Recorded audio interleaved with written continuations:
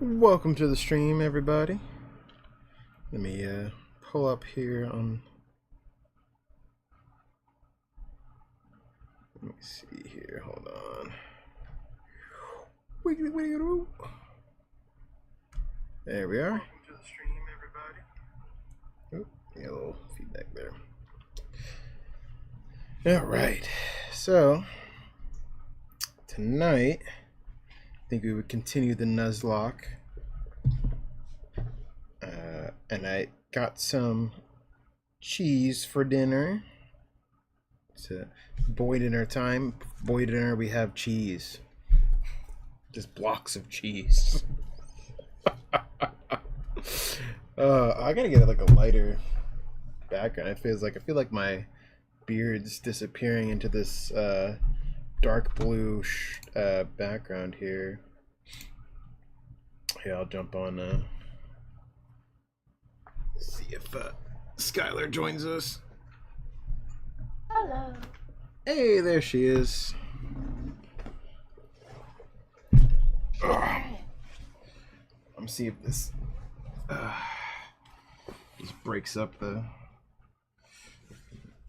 chair a little bit, just because I feel like it was getting my beard trapped in with the dark blue of the seat.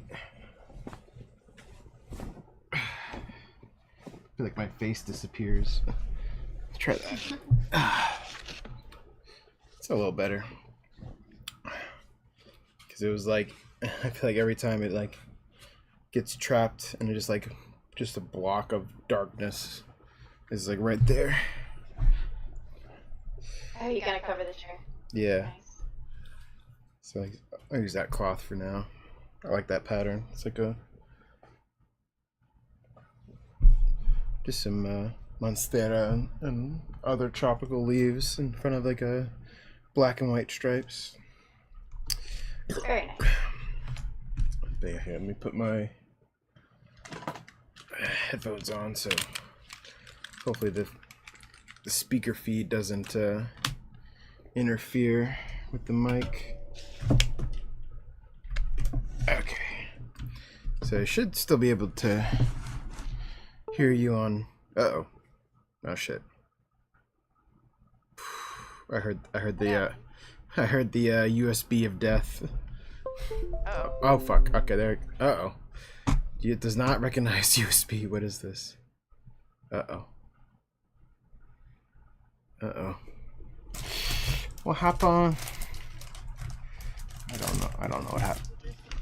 Oh, is this it? Oh wait, is this it? I don't know what I did. I hate that shit. Okay. Anyway. So we do a little impromptu cheese review. Or cheese. Because, well, I got two cheeses that I really like. I have the smoky pepper Fontel cheese. You can get that to fucking auto zoom or auto focus. Come on. You love it. Come on.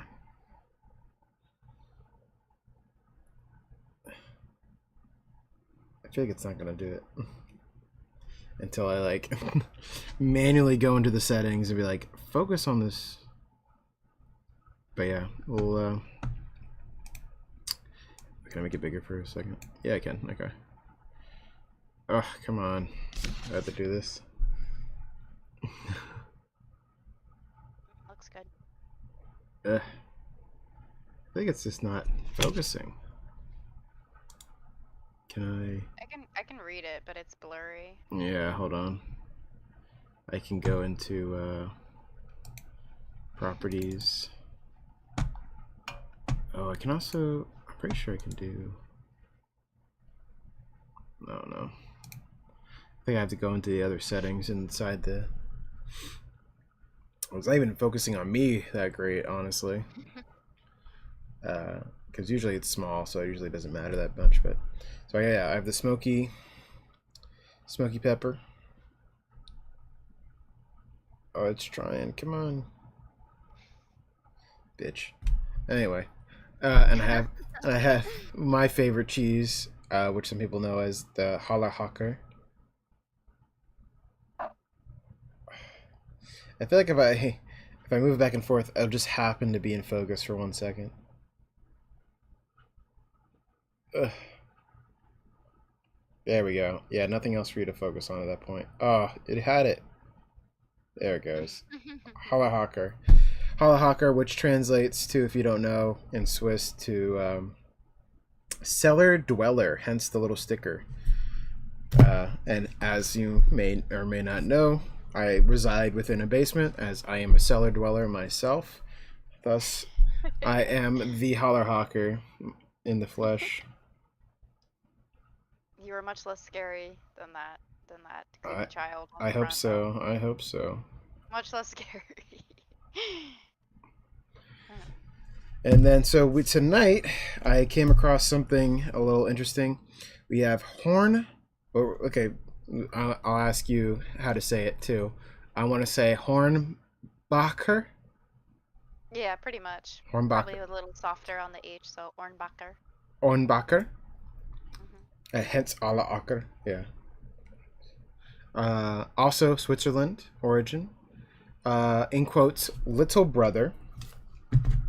Supposedly that's I like how they don't put this quotes for the translation on this one, because they're like, ooh, I don't know about that. Is cellar dweller a controversial term in America? But this one is also, do you want to tell me, it has, what caught my eye really was the floral pattern all over the cheese rind. They still had half a wheel, and you could see it had this pretty, very spring-like look to it. You pulled up some information on it. You want to talk about it for a second? Yeah, so Ornbacher is a Alpine cheese. It is from Switzerland, like most Alpine cheeses, and it is made from raw cow's milk, not pasteurized, which typically gives it a stronger flavor. So some of the tasting notes in it are actually baked potato, roasted nuts, and caramelized onions. They say it's served, typically served over root veggies or potatoes. It's very kind of warm and comforting. It's also really good with a glass of very oaky wine. The texture is on the harder side, and it is considered more adventurous. So if you like Hallahacker, which you do, you should definitely love this. This is actually probably a little more mild than Hallahacker, but we shall see. We shall see, because I have never tried this one before. I have had the Hallahacker before. It's definitely harder than Hallahacker. Jesus Christ. I was totally right on that note. Yeah, it's hard as a rock. Ugh. You need the scraper. I need to scrape the outside? No, I'm saying the scraper that does the very thin pieces. There's I think there's one upstairs in the kitchen. How would you know that? I know everything. Mm. I'm third person omniscient. The voice in the sky. And I am the researcher, the one who knows everything. Well, I'm gonna try it like a French fry. Fair enough. It smells good. It does have a more mild scent compared to Hallahacker. Hallahacker is very, very salty too, so I'm curious to see if this one's less salty.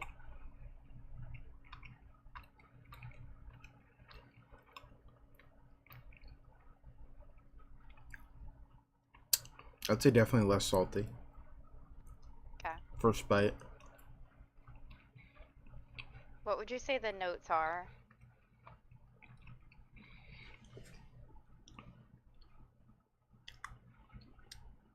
I am getting the nutty notes. Okay.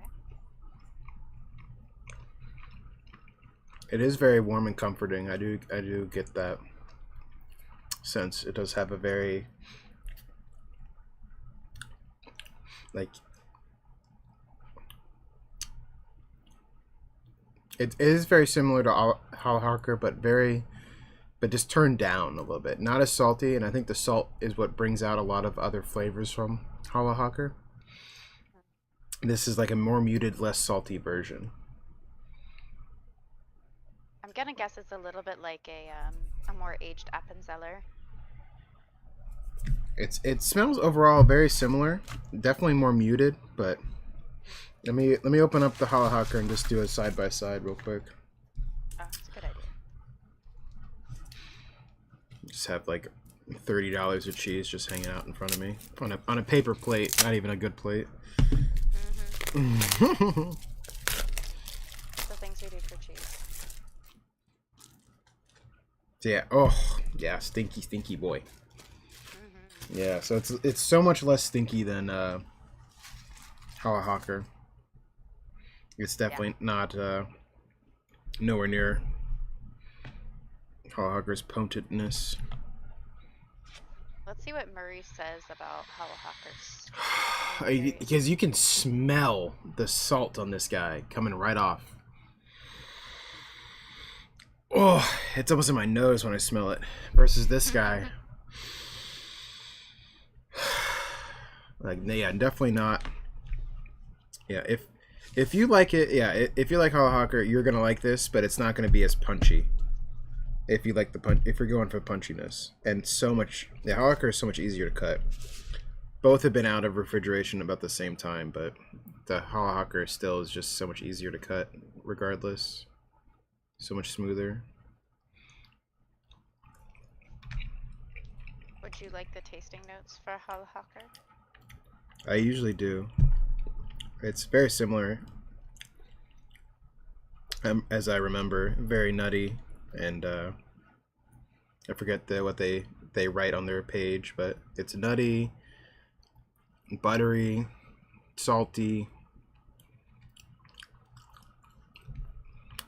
Yeah, interestingly enough, Murray's cheese lists it as being notes of toasted almonds, sour cream, onion, and creamy butterscotch, which is an interesting combination. Butterscotch, huh? Well, I don't have any oaky wine, but I do have a nice oaky, caffeine-free, zero sugar Coca-Cola. That works.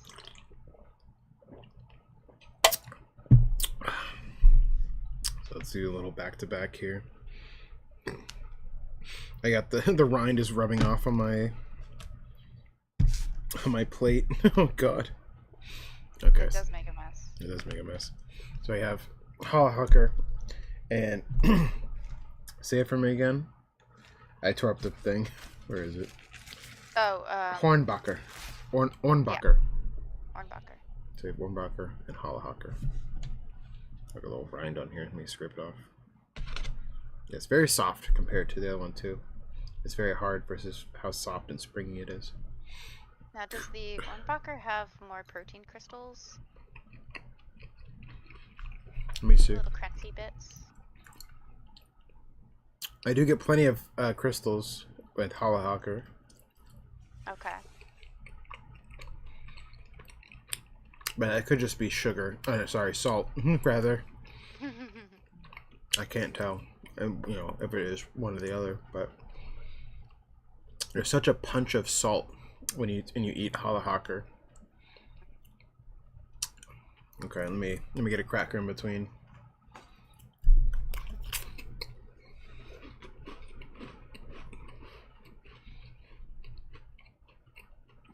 Kind of a palate cleanser.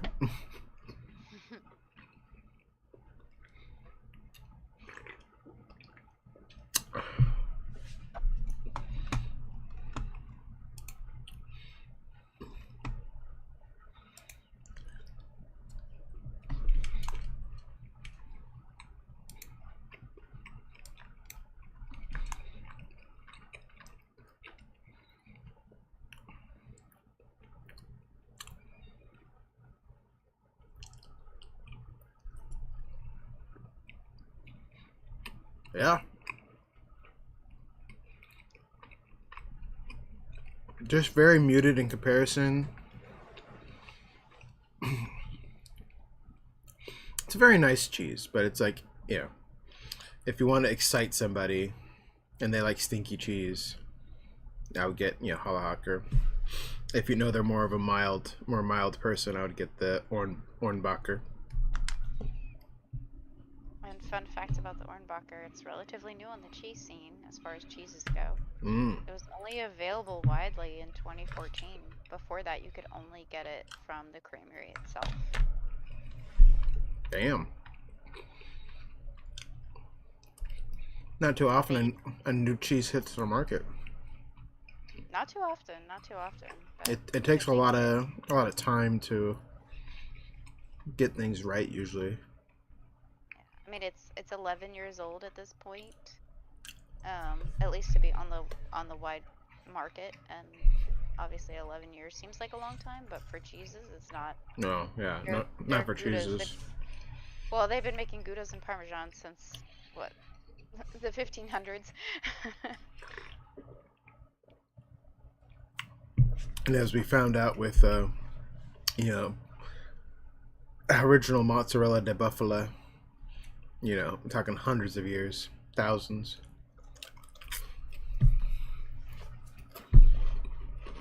Typically, the simpler the process, the older it is. Oh, that is good though. They both are great. I haven't been dethroned with not a dethroner, but still a decent cheese and a good try. I definitely get the notes. It's asking or talking about,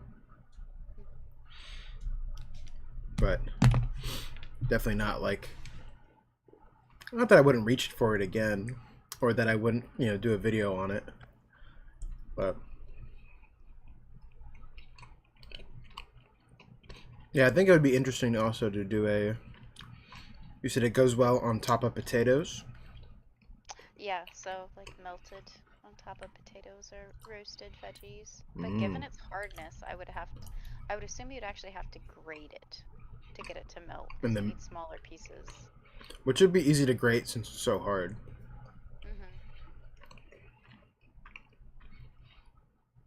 It seems like almost Parmesan-like in hardness. It's not quite as hard as Parmesan. Like Parmesan is actual rock hard. This is like one like if that's 10, this is like 9. Okay. You know, it was like there's barely any give. I can squeeze it with my fingers, and I feel some springiness, but it's not giving in. If I did that to the Hallahacker, my finger would go through it.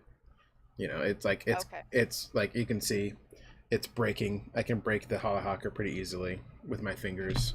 This one, I can't, and I got climber fingers. So, you know, as reference. So it's hard, but it's definitely not as hard as Parmesan. Parmesan would never give it a millimeter to me, but this I can feel the slight sponginess at the very end if I try hard enough. I have to try some. Well, I'm not saving any for you. Oh no!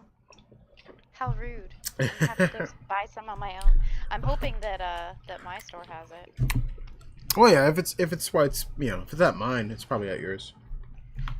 I'm hoping. Every once in a while, they have different. The stock differs a little bit. I almost want to break into the smoky pepper, but I guess I'll save it for tomorrow night since I already know what it tastes like. Getting cheese all over my Japan shirt. My special edition Japan shirt today? Yeah, I got my special edition Vans Japan shirt when I bought there last year. And on the back it has the sumo wrestler. Ah, very nice. Okay. Can't turn it.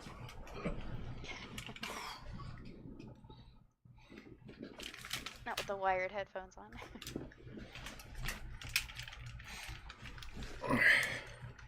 So yeah, I'm gonna put the smoky pepper back in the fridge, and then we'll continue with our Nuzlocke.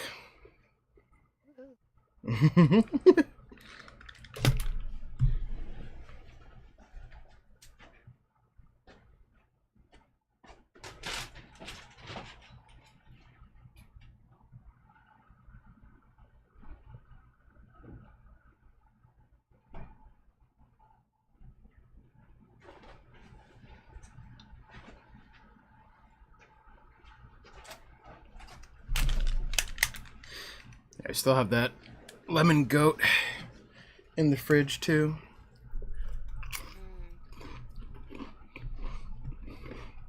Yeah, that's good. It's probably good with like raspberry jam, I'm imagining.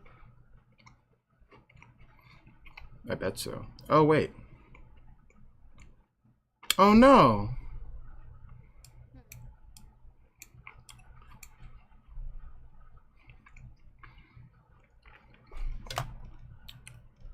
Oh, hold on, baby. What happened? Oh, it is getting you. Okay, speak again. Hello, hello. Oh, okay, it is getting you. I thought it wasn't getting you for a second. Oh gosh, I was like, ah. Because I couldn't hear the game. Oh, okay. So I thought for a second it wasn't going to get you either. Let me see. Make sure it's not too overwhelming. A little audio balancing.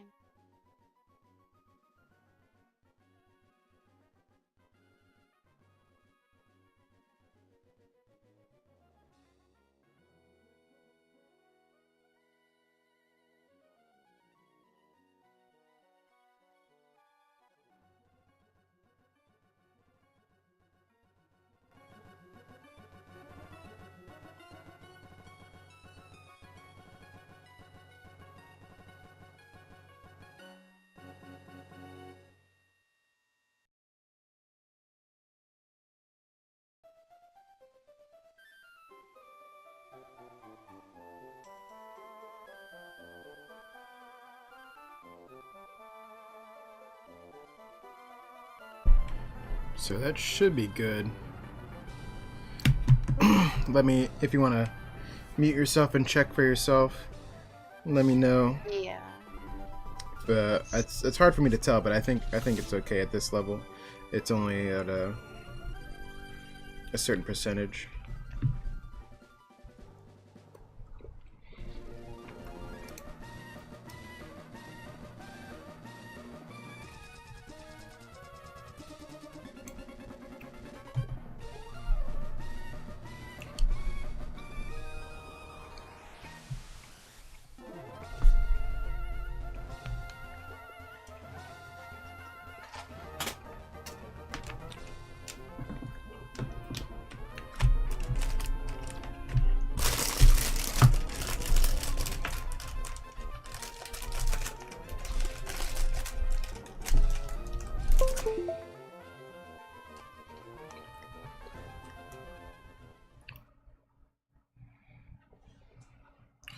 All right.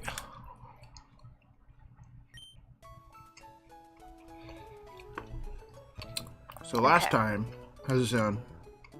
Too loud? Nope, it sounds okay to me. Okay. Definitely not too loud. Okay. So yeah, last time, let's see who we got. We only played for a little bit. We have Smokey.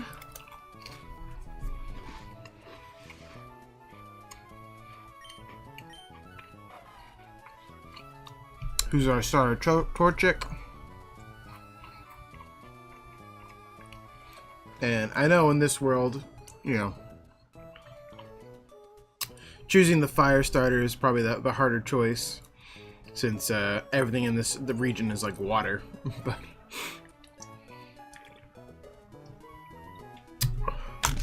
so it's probably if I'm gonna keep the starter, we'll stick with Torchic. We got Girl Boss Puchiana. We got Ricky the Raccoon, the Zigzagoon. We got Ed, another Puchiana, and Ace Sartalo. Very nice. Very Or nice. Talo. Tallow. Yeah. Be fat. A little beef fat. That's what we should have called him. We should have called him beef fat. So, I think we're in order for some training, because I know if we train up Ace, he'll be a pretty formidable guy. and I really don't want to have the whole team rely on Torchic, especially if you have some water come up and I have nothing else to fight with. It would get pretty bad. Like that. Holy shit. That's fucked up.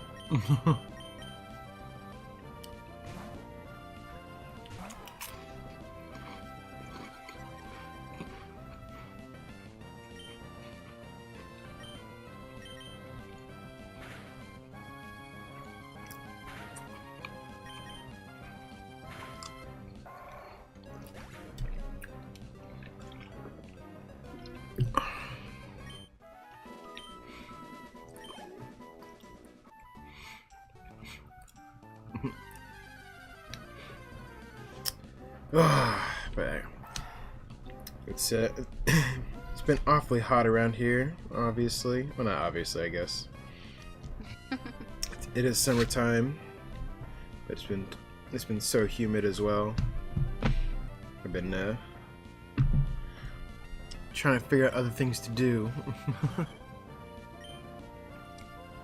Gotta stay inside. It's too hot to be doing anything outside. Not so much just the heat, but the UV index and the humidity all together is just blech.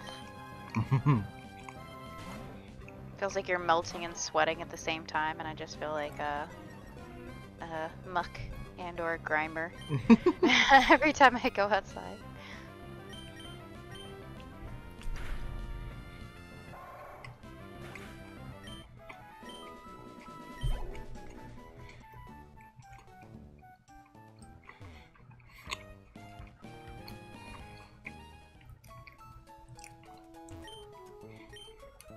Dun, dun, dun, dun, dun. I'm still a little upset that we didn't get to have our gold playthrough. Maybe in the future. Yeah, because I mean, you know, I'll have to find.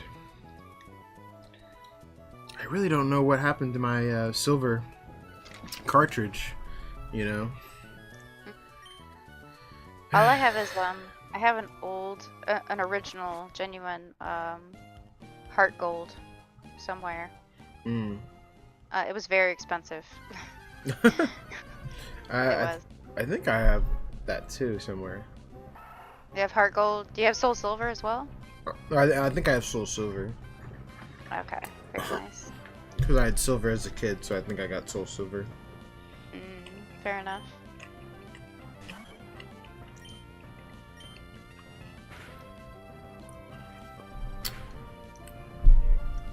Zigzagoons are so silly looking.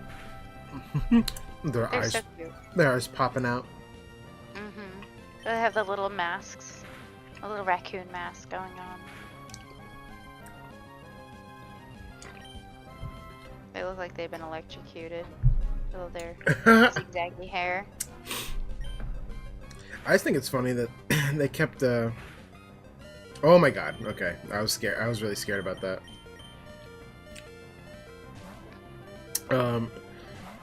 Cause friggin', you know, yeah, they had basically another raccoon-esque Pokemon last time. Yeah, what? Let's see. Because he's based off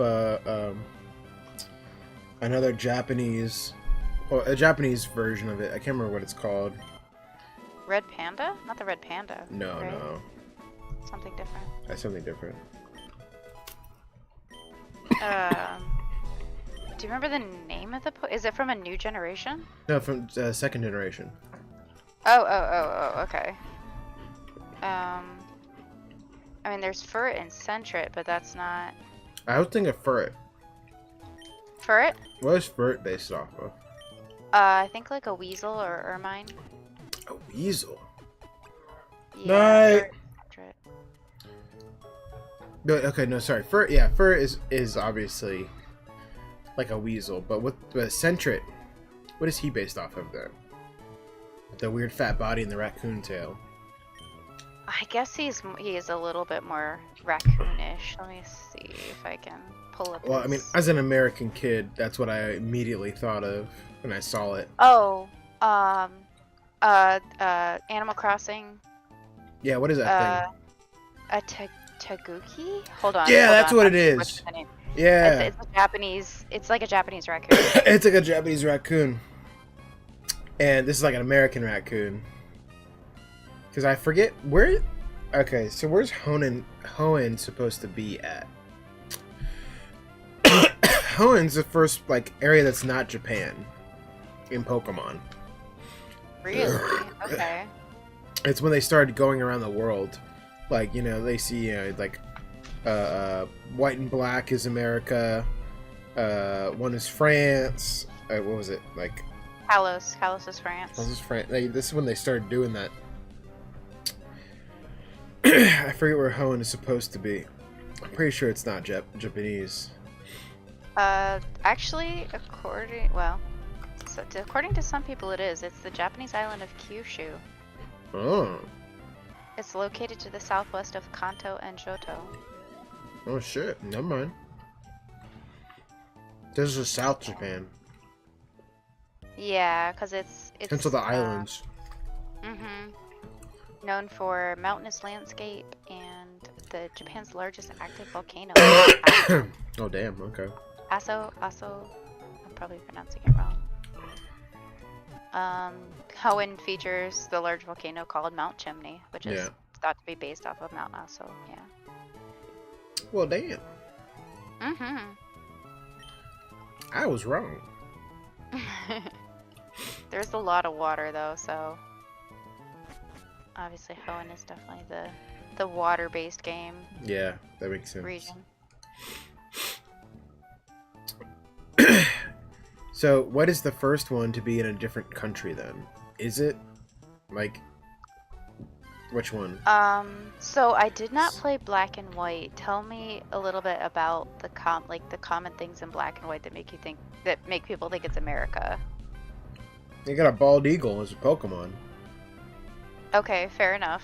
The Eagles are worldwide though, so. Well, they have fucking New York too. They have New York City? Yeah, like New York City, yeah. Okay. Anything else? And I've just heard that before. I didn't play Black and White. I got Black. I never played it. Apparently Black and White was an amazing game. I know. Like, people really love it. Well, the reason I didn't play it is not because of it's fine. I have nothing against Black and White. It's just that I only had a 2DS. I had the shitty little 2DS, and I just couldn't play it on that. I should have bought a different thing. So by the time I got it, I was like too old to look at that kind of screen. So it's like it's just too small for me. If I could play it on my screen here, I'd totally play it. Yeah, because a lot of people really love the storyline. And it has a lot of good animations and all that kind of shit. It's a solid game. It looks like it. Yeah, people definitely remember it fondly. Oh yeah. Let's see. I'll have to do that. Maybe that should be one of the games I play in the future.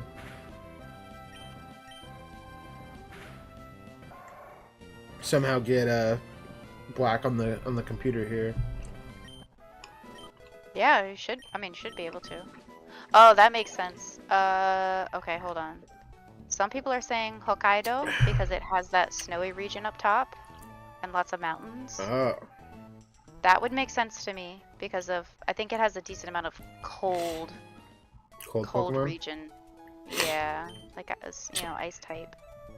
I've totally heard people say that though. That they think it's America too.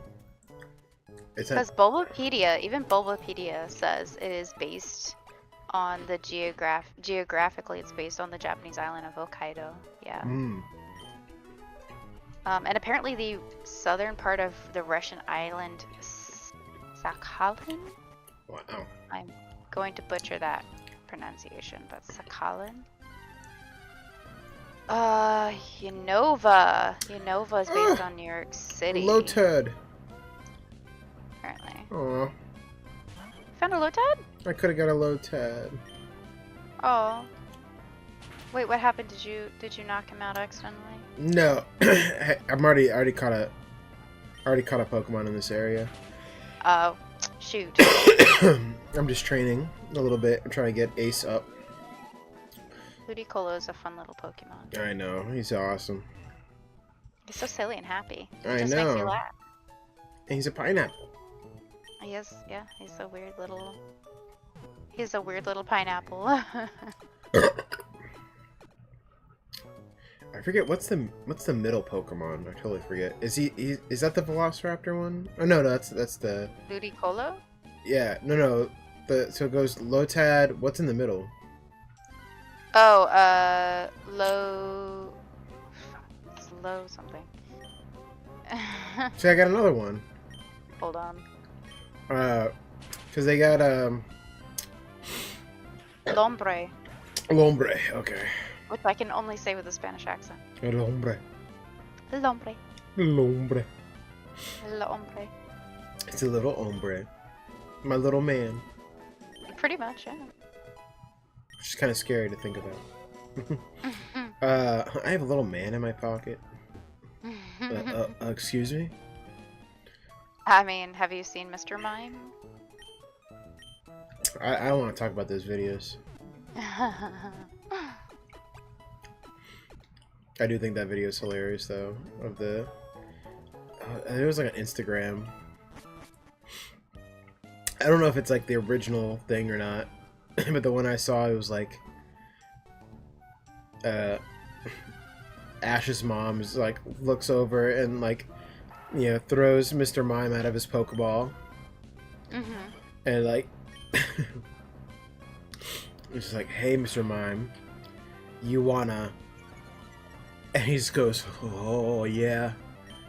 And What? yeah, and and she goes, we gotta be quick, Ash may be come back from... And then it just, like, stops, and, like, the screen rips, and it just goes, like, you're sick, you didn't try to move away from this video. You kept watching. You kept watching. But it was on Instagram, I knew nothing would happen, but I was just like, what, where's this going? Oh no, oh no. Oh my. Yeah, Mr. Mime and Jinx both kind of creep me out a little bit. Oh yeah, no.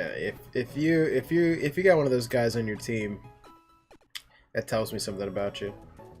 You're probably some sort of psychopath, honestly. Yeah, same with, like, you know, Vaporeon, the bunny. Wait, what? What? What's wrong with Vaporeon? Okay, if you're a girl and have Vaporeon, that's fine. If you're a guy and you have Vaporeon, it's kind of sus. Okay, explain the You reason. never heard this? I've never heard this. Oh, Vaporeon is like the original Gooner Pokemon. Okay. You never heard this? Mm-mm. Oh, damn. Never in my life. I think it has some kind of reference to, like, Vaporeon having the same texture skin as a human. Like, that came up somewhere, and then everyone was just like side-eyeing Vaporeon, just like, sub girl. Oh my gosh. But that's just because it's probably lost a lot of its hair because it's aquatic. So it needs smoother skin. I mean, from your biology viewpoint, yes, that totally makes sense. From a Gooner standpoint, it's totally devious. In fact, well, what do they say about Well, I mean, if you want to Google it, Vaporeon? No, I'm not gonna Google anything weird, but I'm gonna look up Vaporeon to see how they describe. Because Bulbapedia will give you a very in-depth. I wonder if it'll tell you, like, is often overliked by the fan base. Let's see.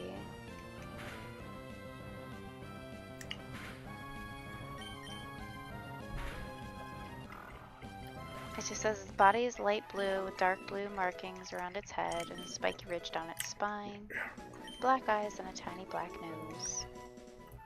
Talks about its fins. Has 3 toes on each foot and dark blue paw pads. Has a split tail fin that was mistaken for a mermaid's in the past and is believed to be the origin of mermaid folklore in the Pokemon world. It can detect moisture with its fins, which vibrate when sensing incoming rain. Oh, it developed gills to become better suited to living in water. That's very cool. They don't say anything about texture of skin. That's someone I remember, but I think, yeah. I could be misremembering. According to the description in Pokemon Yellow, its cell structure is similar to water molecules. It will melt away and become invisible in water. Ooh. It's very interesting. It could be the mermaid aspect, too. Mm-hmm. There's like, oh, it's like a mermaid. Oh. That definitely could be a part of it. But I don't see anything specifically about skin texture. But whenever I see somebody like, you know, do like realistic artwork of Pokemon, their skin is usually either scaled or like smooth, kind of like a dolphin. Dolphin skin. Well, we know about dolphins. We do know about dolphins. Those naughty little. You said that naughty little. very weirdly. Naughty. Naughty little sea torpedoes. Naughty little sea torpedoes. Jesus Christ. They are. Alright, if you're not going to Google it, I will. Oh, you want me to Google the original? I gosh. want to know why. Where did it come from? Okay, you Why? can Google it. Why do we yawn? Why do cats purr? Why do I sweat so much? Why do cats sleep so much? Why do dogs eat grass? Hold on, the biologist in me can only answer one question at a time. Why do birds suddenly appear? What the fuck? That's a weird one. That's a weird one. Okay, why? How do I phrase this? Jesus Christ. Why do... Oh.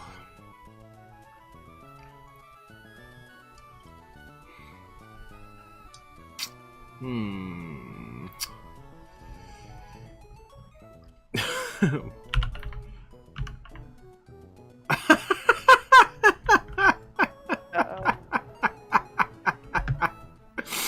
Oh no. It's gonna be bad. Okay. Well, this is already funny because I started Googling my original thing was gonna be, why do perverts like Vaporeon? Oh no. And then it says, it autocorrects to, why do perverts exist? What do perverts look like? Uh-oh. What does pervert mean? Like, you can tell two different people Googled. It's like someone got called a pervert, and they ran to their computer to Google what does it mean, and then so it said, what do they look like? Why do they exist? Right? Why do perverts like Vaporeon? Vampires? Oh wow. Why do perverts That's like? a whole nother conversation. Yeah.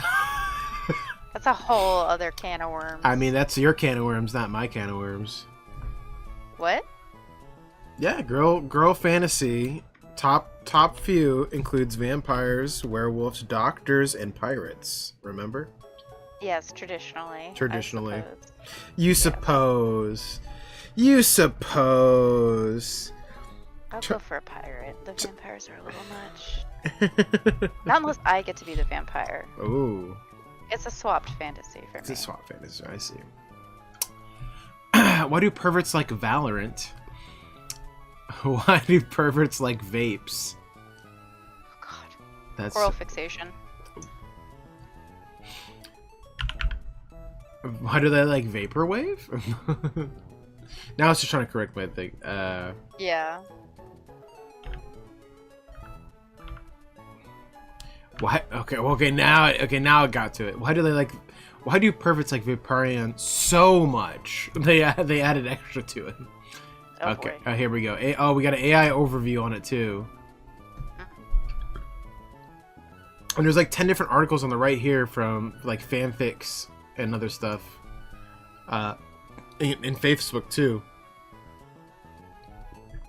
Several fanfic stories suggest that some people have an attraction to Vaporeon.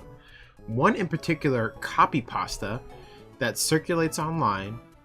It was suggested that Vaporeon is the most compatible Pokemon for humans in terms of breeding due to its classification in its field egg group, composed mostly of mammals, size, and water-based biology, among other things.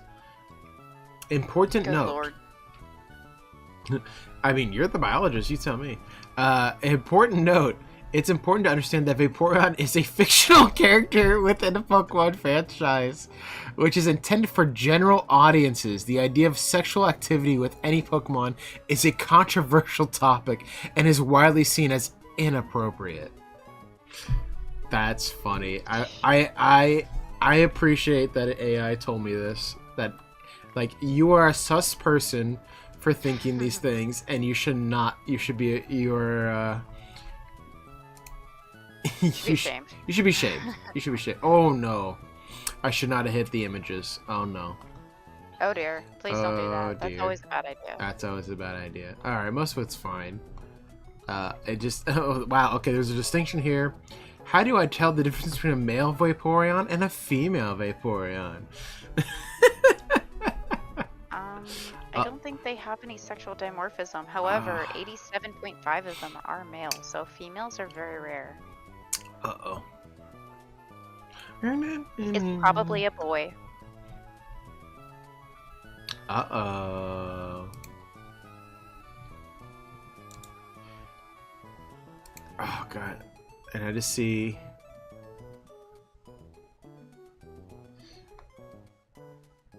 Man. And this generation is also the generation that they started changing the art style a little bit. Where they started to definitely go with, you know, it wasn't the original Pokemon designs any longer. These are all, you know, brand new Pokemon designs. You know? Yeah, definitely some branching out into some new ideas. Let's see. Yeah, I got safe search on, so no worries. You have what? I have safe search on here, so. Oh, okay, good.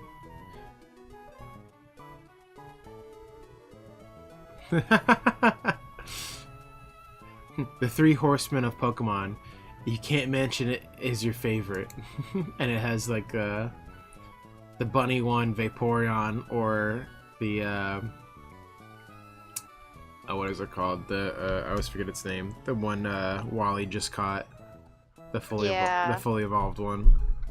Ralts to Curlia to Gardevoir. Yeah, Gardevoir. Gardevoir, I think, is the most written about, unfortunately. The most feminine, Yes. like. Well, it's very human. I thought it was gonna be the bunny one for sure. Well, maybe, but Gardevoir is the most humanoid, so there's a lot of nasty things out there, I'm sure. People are interesting.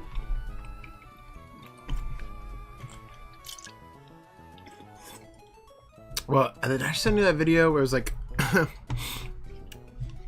it was like a dad walking into his son's Pokemon room with Pokemon, and he's like, "Son, we need to have a talk about the kind of Pokemon you're catching," and it's all like hyper masculine Pokemon, like Machamp and like all these other, like, you know, and he's just in bed with all of them like snuggled up, and he's like, "Why, Dad?" And he's like, this one is just a man, like."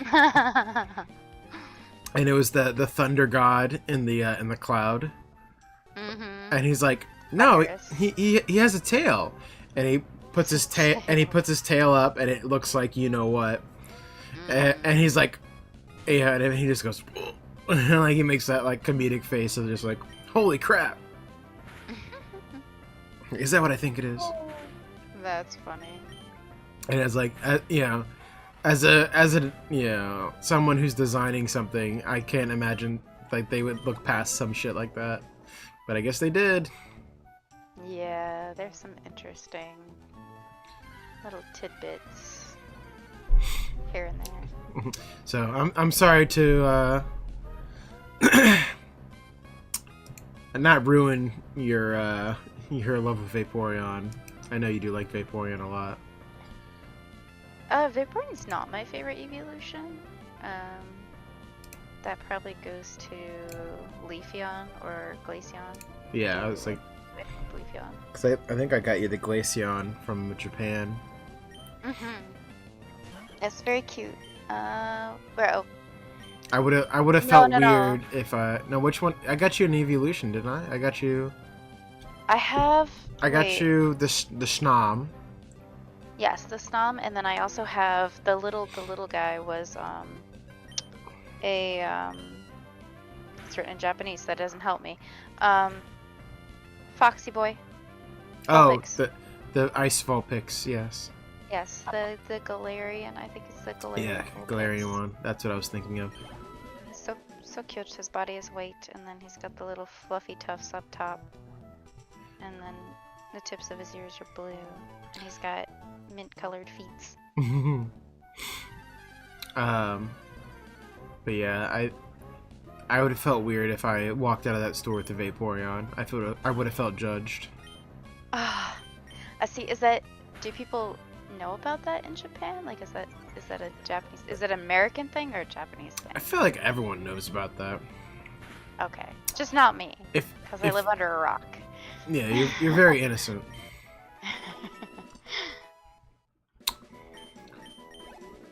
I mean, that's what I'm saying. Like, it's kind of funny you haven't heard of that, but maybe it's just a male. It could be. A male meme. I've definitely heard of the Gardevoir stuff and Lopunny as well. Yeah, everyone's seen those memes. You know, making fun of it. But I mean, it's no different from the polar opposite of like Machamp. It's a man, or Machoke. It's a man in a singlet with a belt on and a monster face. Yes. Which I'm sure some girls written about that. I'm sure many people have written about that. Or Tentacruel or Lickitung or you know. Boy. Yeah. You could play this game both ways pretty fast. We've graduated to a PG-13 stream here. Are you suggesting something? I was just saying names of Pokemon. I mean, are something going through your head? Lickitung likes popsicles. Yes. Yeah. Popsicles. Oh, actually. Popsicles, and he likes Vanillux. I was to say he likes licking Shelder and what's the other one? What's Shelder's evolution? Cloyster. Cloyster. Oh, see, okay, now we're being very... We all know. Okay, we all know. We all know. What do we know? We all know. The, mental connections. Here. Oh my. Uh-oh.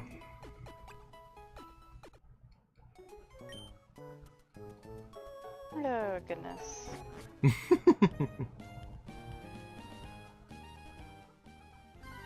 gonna try to be good. I hope so. The whole world is watching. But okay, so after this generation, so yeah, go through and try to find me the first one that has like an actual different country, like confirmed. You know, Confirmed.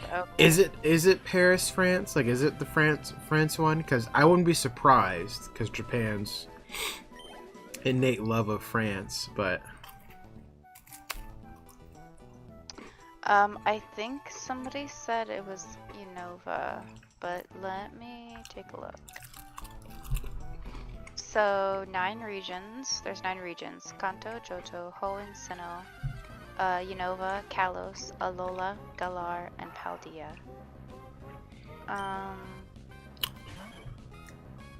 So let's see about Unova, what they say about that.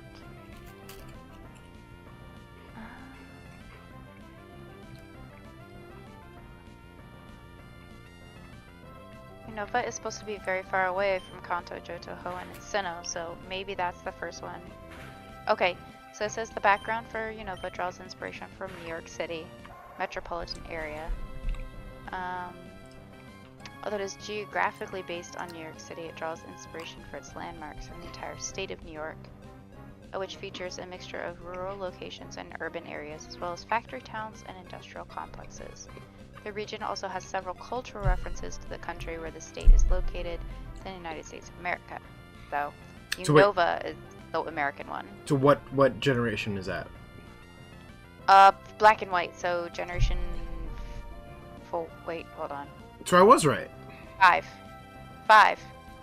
No, I believe you said... I said black and white. No, you're right. You did say black and white. I thought you said a different region name, though. Well, Did you mention region name? No, I just said black and white. Oh, okay. Then yes. I knew it. Yeah.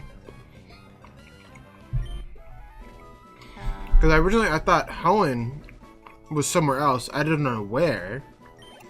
Yeah. If it was America, I wouldn't be surprised. But... So, let's see. I knew for sure black and white was America. Castelia City is based on Lower Manhattan.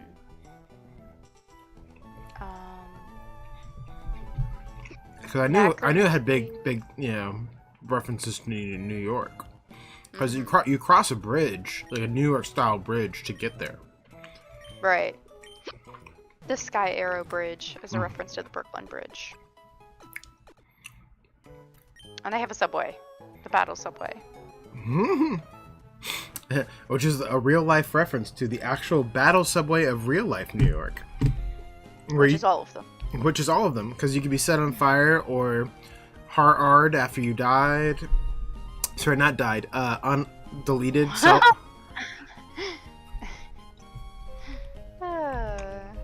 Lots of bad things could happen. Lots of the most bad things I've heard about recently have happened on the New York Metro.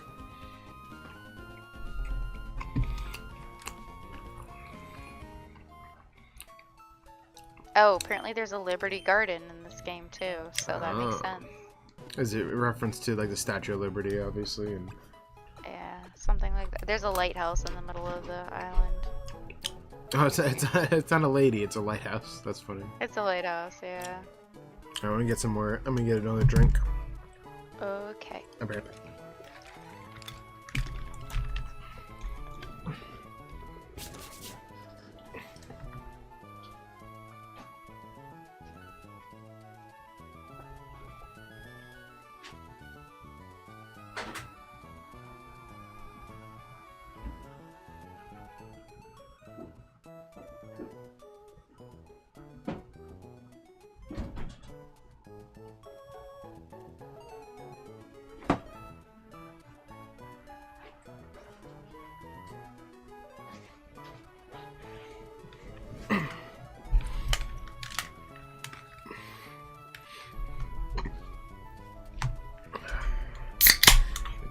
Hot they're so salty. Makes me thirsty.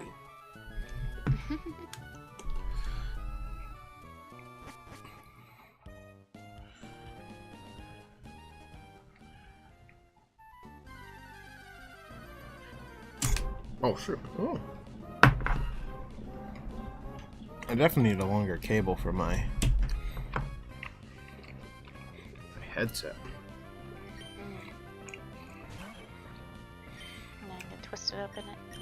Yeah, well, I hit it with my hand sometimes, and it just rips it out of the jack.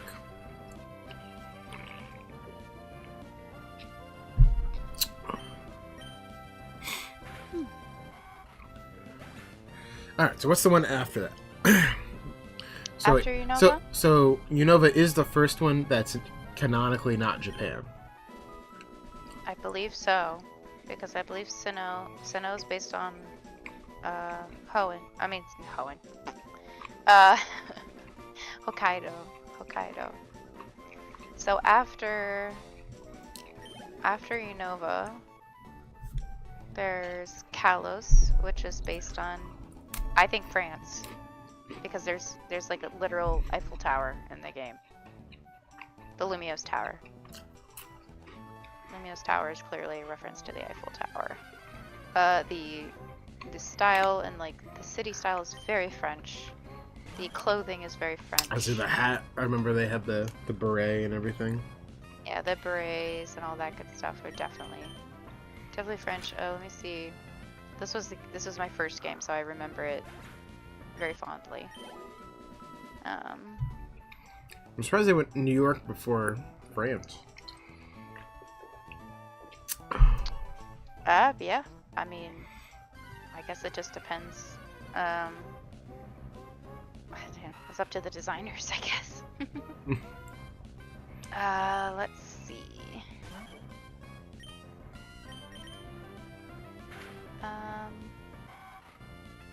So you have Vanderbilt Town, which is the little town you start in. Aquacord Town. What's the next one?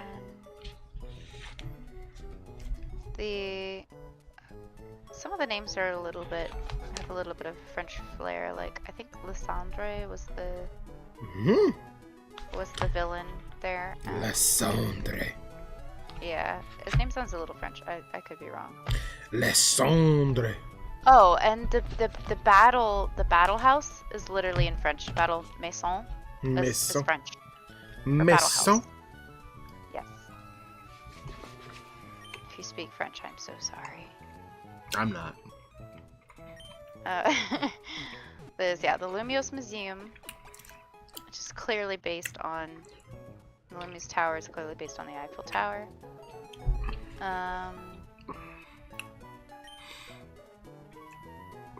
Yes, it's very. They have a lot of castles. Very Disney, like Disney style castles. Ah. Very traditional. They even like a lot of the houses are called chateaus. And they have a perfume palace, and of course France is famous for their perfume. Yep, they are. So, they're also famous for being very stinky. Well, or maybe not. Maybe not that famous, because people still go. Hence why they need all the perfume. It's so stinky.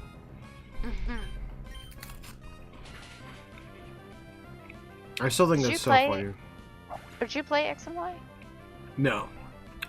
Oh, you would love Lavera City. It is very autumn themed. Lots of mushrooms. It's a really cool city. I was gonna say, I still think it's funny that the Japanese have that therapy for when people go to France and get disappointed. Oh, and the Pokemon League in Kalos, I believe, has a very Notre Dame look to it. I'm gonna. Because I think, what was it, later on, Galar is like England-ish? Yes, Galar is considered to be England. There's a lot of, like, in the character design, there's a lot of English and Scottish, like a Scottish tartan, the skirt. Yep. It's very English style, like wool sweater that they're wearing, the little beret. It's very English, very, very school kid. And of course they have Hawaii. Hawaii, yes. Hawaii. You say it Kalos. correctly. Hawaii. Alola instead of Aloha. Alola. And I really enjoyed Alola. Alola was a lot of fun. Yeah. It was different. I was definitely looking forward to a true tropical environment. I thought that was a really amazing opportunity for some great new Pokemon. And the Japanese absolutely love Hawaii. you were talking about that. There's always a ton of Japanese people there. It's like one of the main vacation spots. I'm sure it has nothing to do with the fact that they gave America a nice black eye. Mm-hmm. Yeah, nothing to do with that. But Yeah, I'm sure. But yeah, Alola definitely has some amazing references to the Hawaiian natives, especially with the totem Pokemon.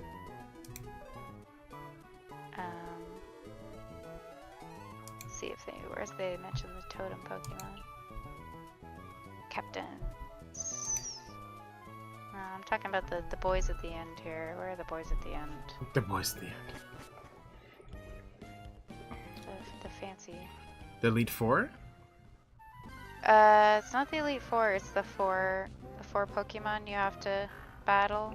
Oh, the tribal leader thing? Or the, what are they? They look like totems. Yeah, like little masks. Yeah. And, they don't have... The idea was for things to be more wild and less structured. Yeah. And it's about you battling nature, not about so much you battling people themselves. Which I liked the idea, but I think they could have gone a little bit further with it. Yeah, because they...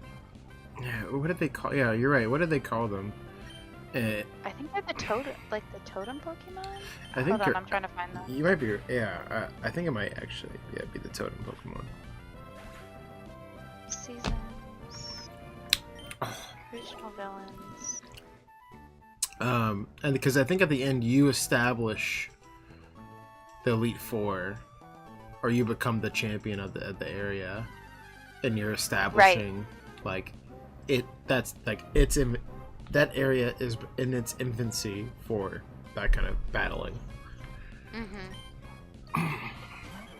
Yeah, it's still a little bit behind everybody else, so you're kind of coming in and introducing the system.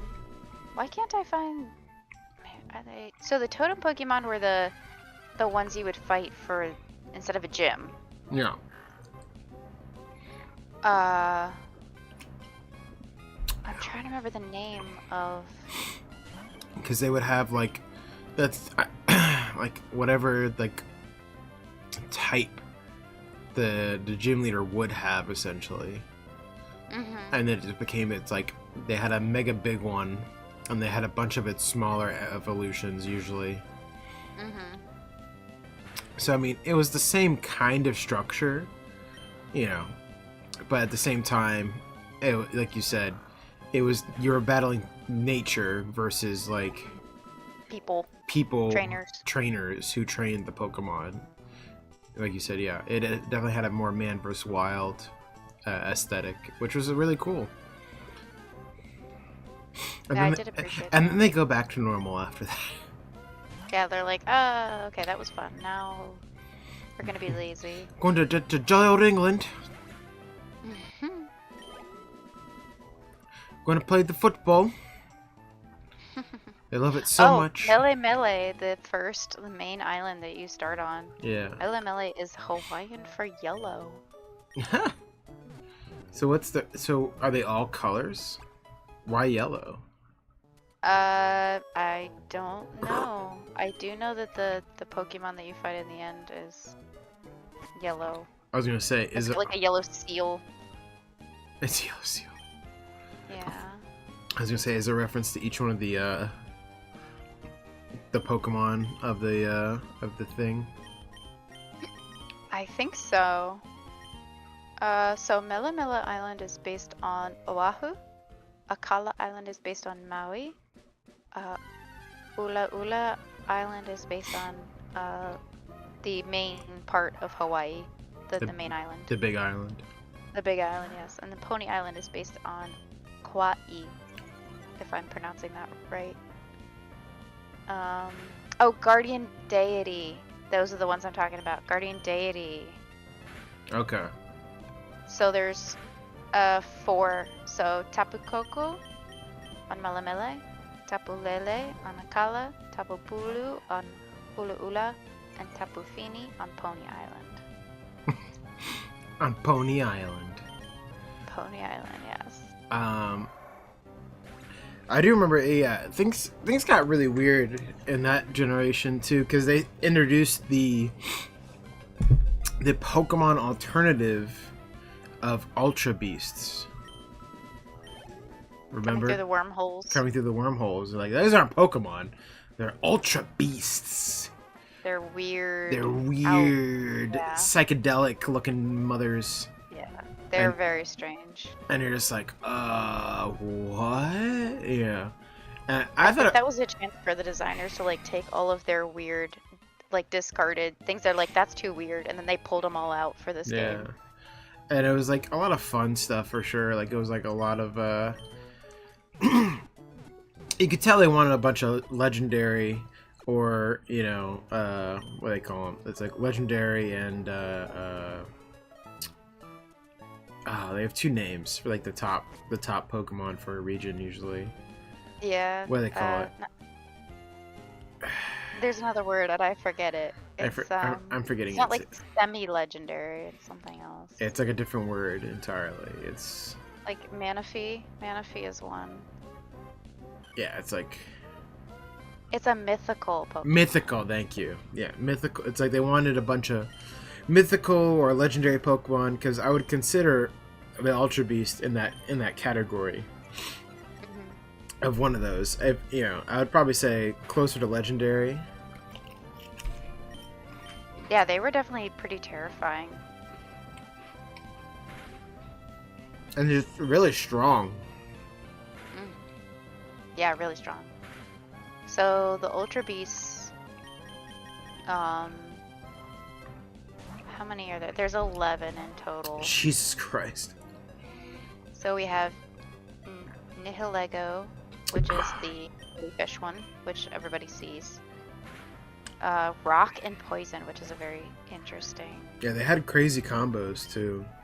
Yeah, like they just put the weirdest combos together. Buzzwole, which I think was popular. Bug and Fighting. Oh yeah, the big mosquito. The big mosquito, like bulky, muscular mosquito dude. And there was a which is the. Is it the cockroach? Moth. Yeah, like the cockroach, the white cockroach. Yeah, I'm surprised that one to get more Vaporeon-esque attention. Yeah, I guess maybe because it was bug. I'm not sure. I don't know why. That's a good looking bug lady. Then you had Circuitry, spelled with an X. Oh, the wires. Yeah. Very weird looking. Just straight like up like copper wire. Yeah, inanimate copper wires. Yeah. And then there's a grass and steel little Japanese folding paper. Kartana.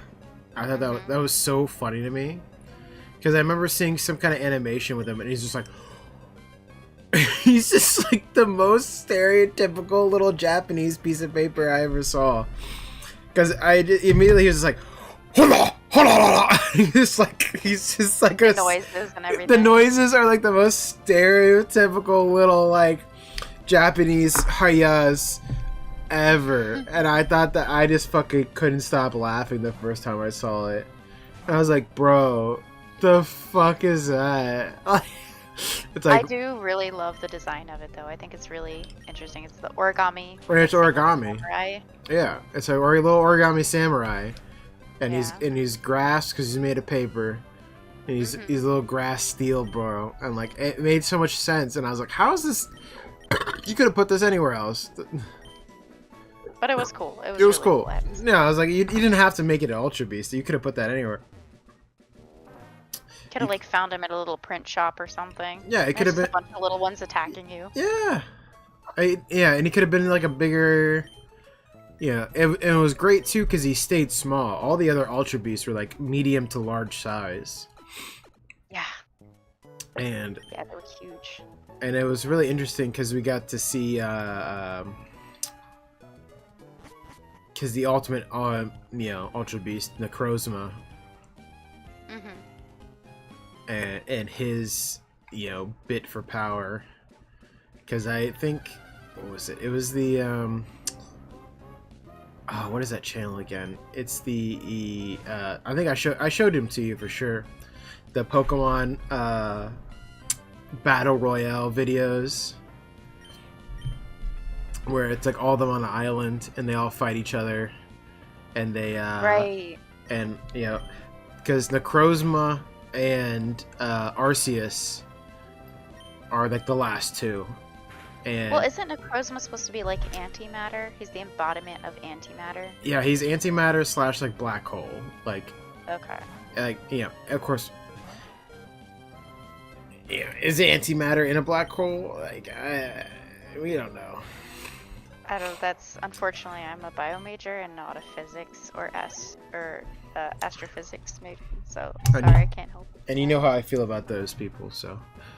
Oh yes. Yes, we were not a fan of the people that like the space stuff. I don't care if you like space stuff. Just don't pretend like you're doing more important work than like humanitarian efforts. What if humanity has to go into space one day? Then it'll become a humanitarian effort. It doesn't, and it never will. Uh-oh. I We're just said gonna it. all die here. We're Yeah. all gonna die here. Okay. Yeah, I'm serious. You are not of the belief that we can leave. People can leave. Humanity will never sustain itself off this planet. It would definitely be difficult. We'll Very, send. very difficult. We can send colonizers out.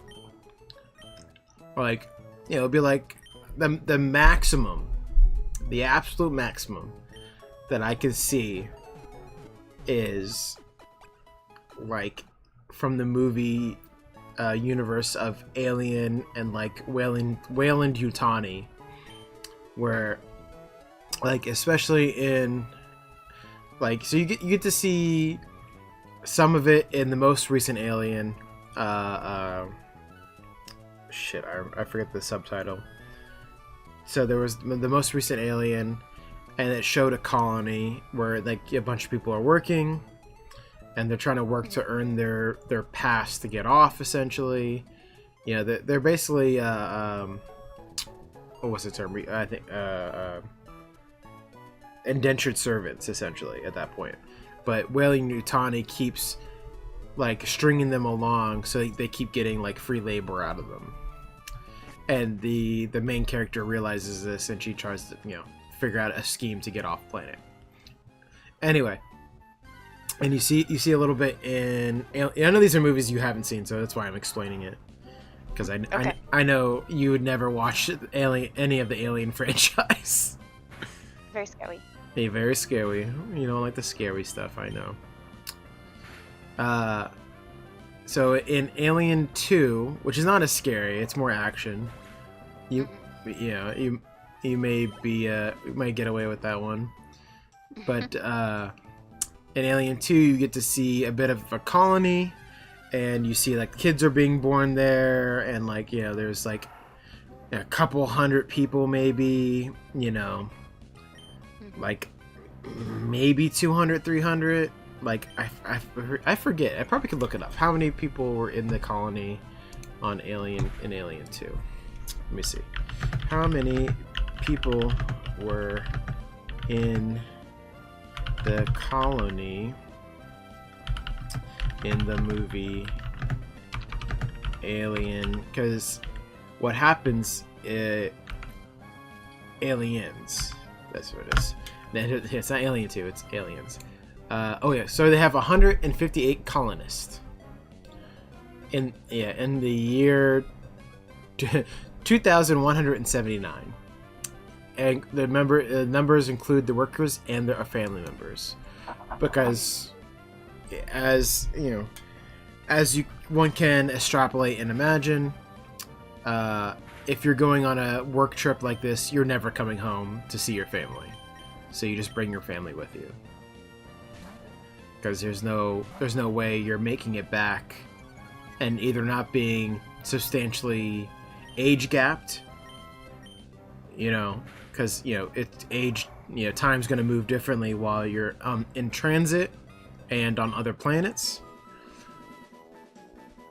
and so it's like your family would be aging differently, and you'd never make it back in time probably to see them in any kind of significant way.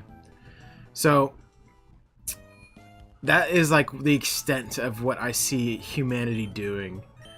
Is like, 200 people on like a backwater planet, maybe. I just don't think humans can usually. The effort it would take for humans to get to that point requires us to move past the point of us feeling separate enough to have countries and states and etc. There aren't. I don't see an end to that anytime soon. So in my mind, I really don't see humans moving past that to work together in a significant way to make it to that point where, because I mean it is a dystopian look on the future when you look at the Aliens franchise. A company is essentially running humanity, So either humans will, that is the extent humans will like be able to do that, and they'll put all their faith in a company to do these things, and then a company will do dirt or whatever it wants, like the disgusting things with where they try to use the alien as a weapon or some kind of biological thing. It's, which is always funny to me, because like in, what was it, Alien 4, Alien Resurrection, so spoilers, Alien 3, they're able to actually kill all the aliens. Like, they win, Okay. But Sigourney Weaver has to sacrifice herself to do this. She has one inside of her, and she jumps in the lava, Terminator 2 style, and sacrifices herself to make sure this threat is extinct from the universe. Right. And in the fourth movie, to get around this, the ultimate retcon is developed. The Weyland-Yutani Corporation finds out that she was infected with one of these aliens, and finds her DNA on base because she was in a penal colony. She crash landed in a penal colony with a bunch of prisoners, a space prison essentially, and they clone her with the alien inside. What? Intact. Two separate entities. Cloned together. Okay. So there is grossness that happens where there is a lot of body horror when it comes to, they have a bunch of failed clones where it's like mixes of her and the alien, not quite separate, but and there's a lot of grossness with the end creatures, and they have a queen with a human womb and a really disgusting looking hybrid, human alien hybrid. Because it just gets they go for it. But so before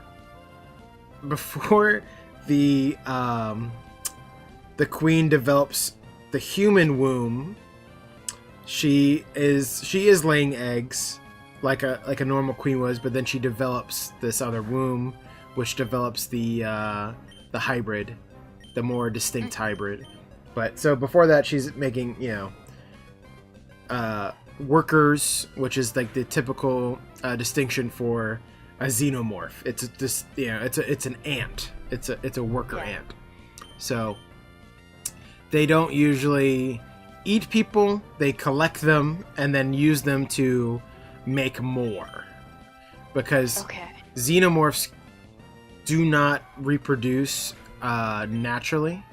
They are parasitic, so they usually are typically not known to eat, breathe, require water, etc. Like, they're a weapon. Like, they're made as a weapon to extinct worlds, essentially.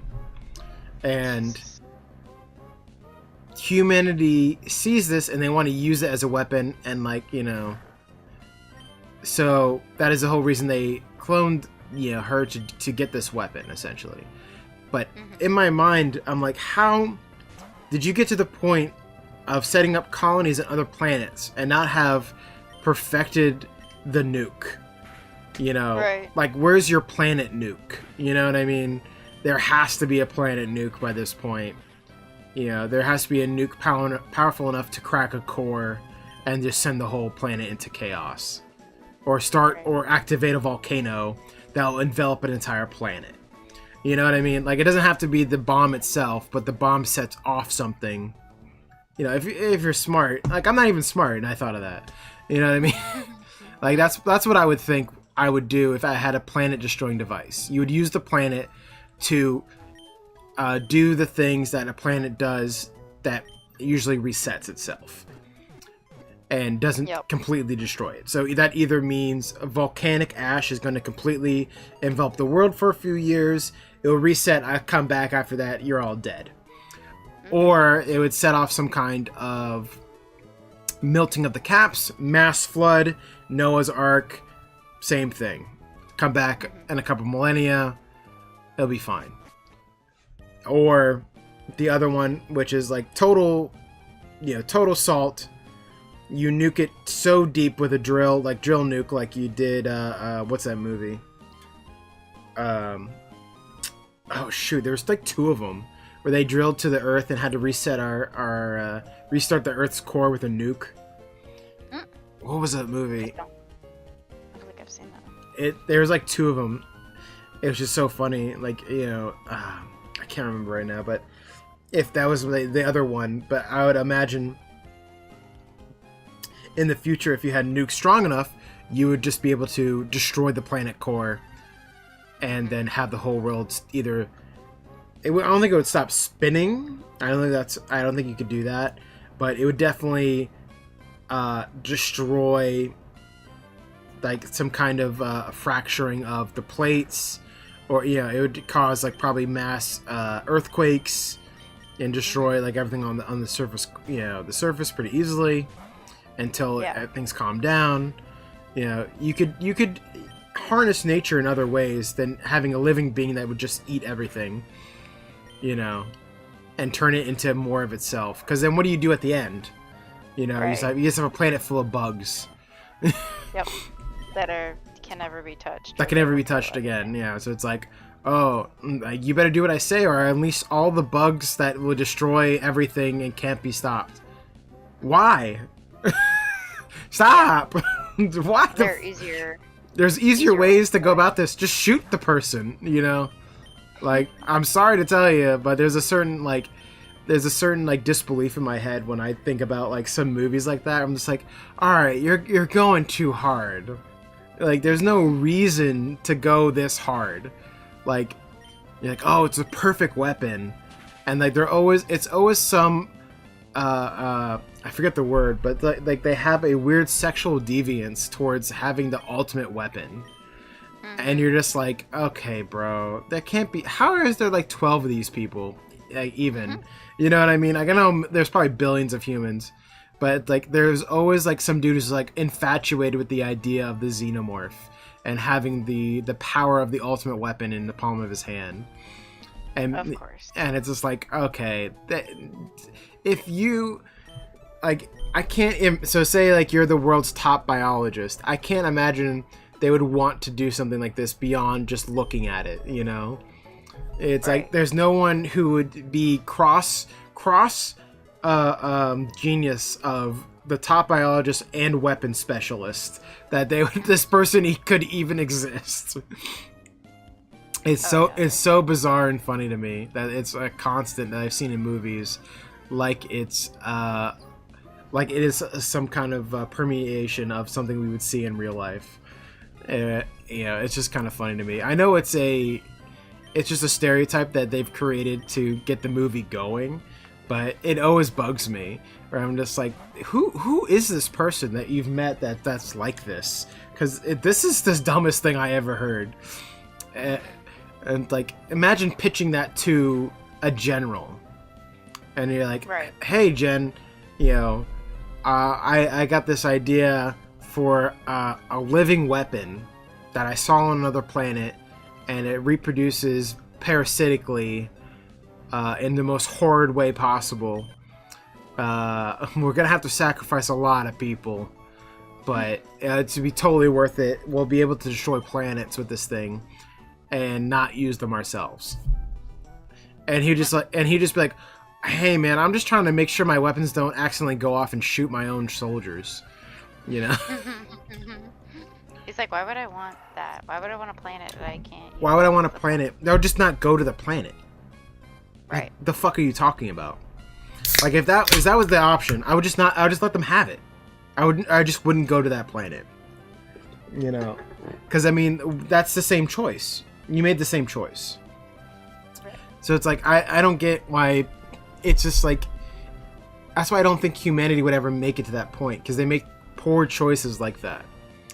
It's like, Very okay, selfish, very short-term choices. yeah, they're very selfish short-term choices. That's why if any part of humanity is going to make it into the future and make it to colonize other planets, it's not going to be us. It's going to be like the Chinese, because they have that kind of mindset where they're just like, oh yeah, 5,000 years in the future, the Chinese will be here, and this is how you know what I mean? Like they have that mindset where they're just like, I live, I do my job, you know, I do what I gotta do, and that's the end of it. You know, there is tons of room for personalization, and there are tons of, you know, growth in that sector in terms of, like, you know, to say that they all just become, you know, uniformed is a gross oversight and a stereotypical thing to say. However, as a community and whatnot, they have exuded those aspects in their culture, and they do have that as their leadership to continue as the Chinese do, you know, another 2,000 years into the future. And I know it would be mostly painting it as a uniform line, because they do like to do that, you know, which is not always true. However, to have that kind of, like, permeation of, like, oh yeah, we want to plan this far ahead and think about things in that kind of scale. Those are the only people in the world that I think would be able to do that. I don't think Americans can do it. They're too selfish, too company driven. We're United States of companies right now. Yeah, we're run by, you know, various companies who have enough money to dump into the government and anywhere else they want to take over.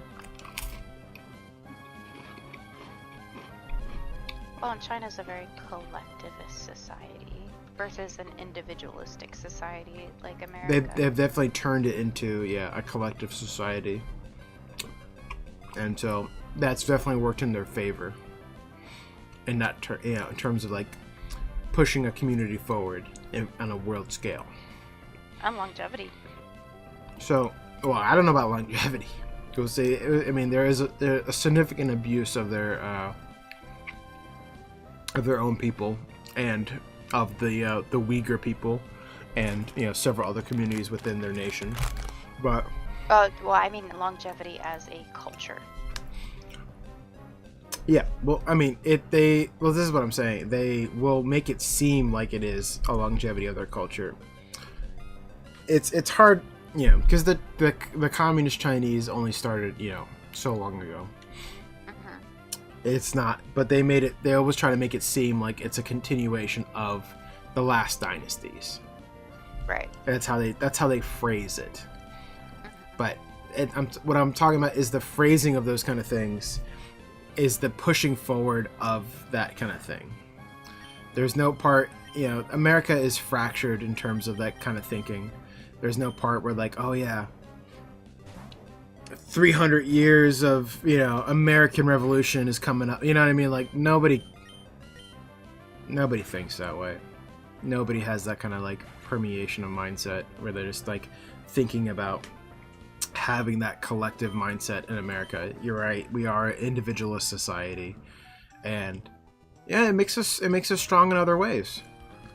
But that's what I mean, having the two ultimate sides of the coin, the individual and the collective, for humanity, unless one takes over, I don't think we're going to be able to go into space and create colonies and that kind of stuff.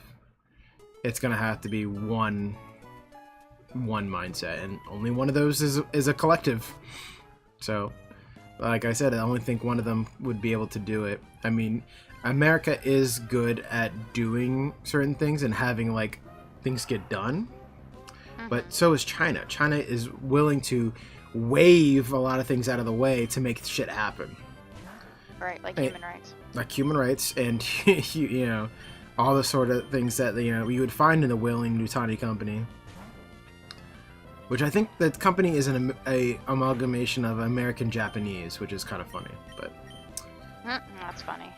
Instead of Chinese, as far as I remember.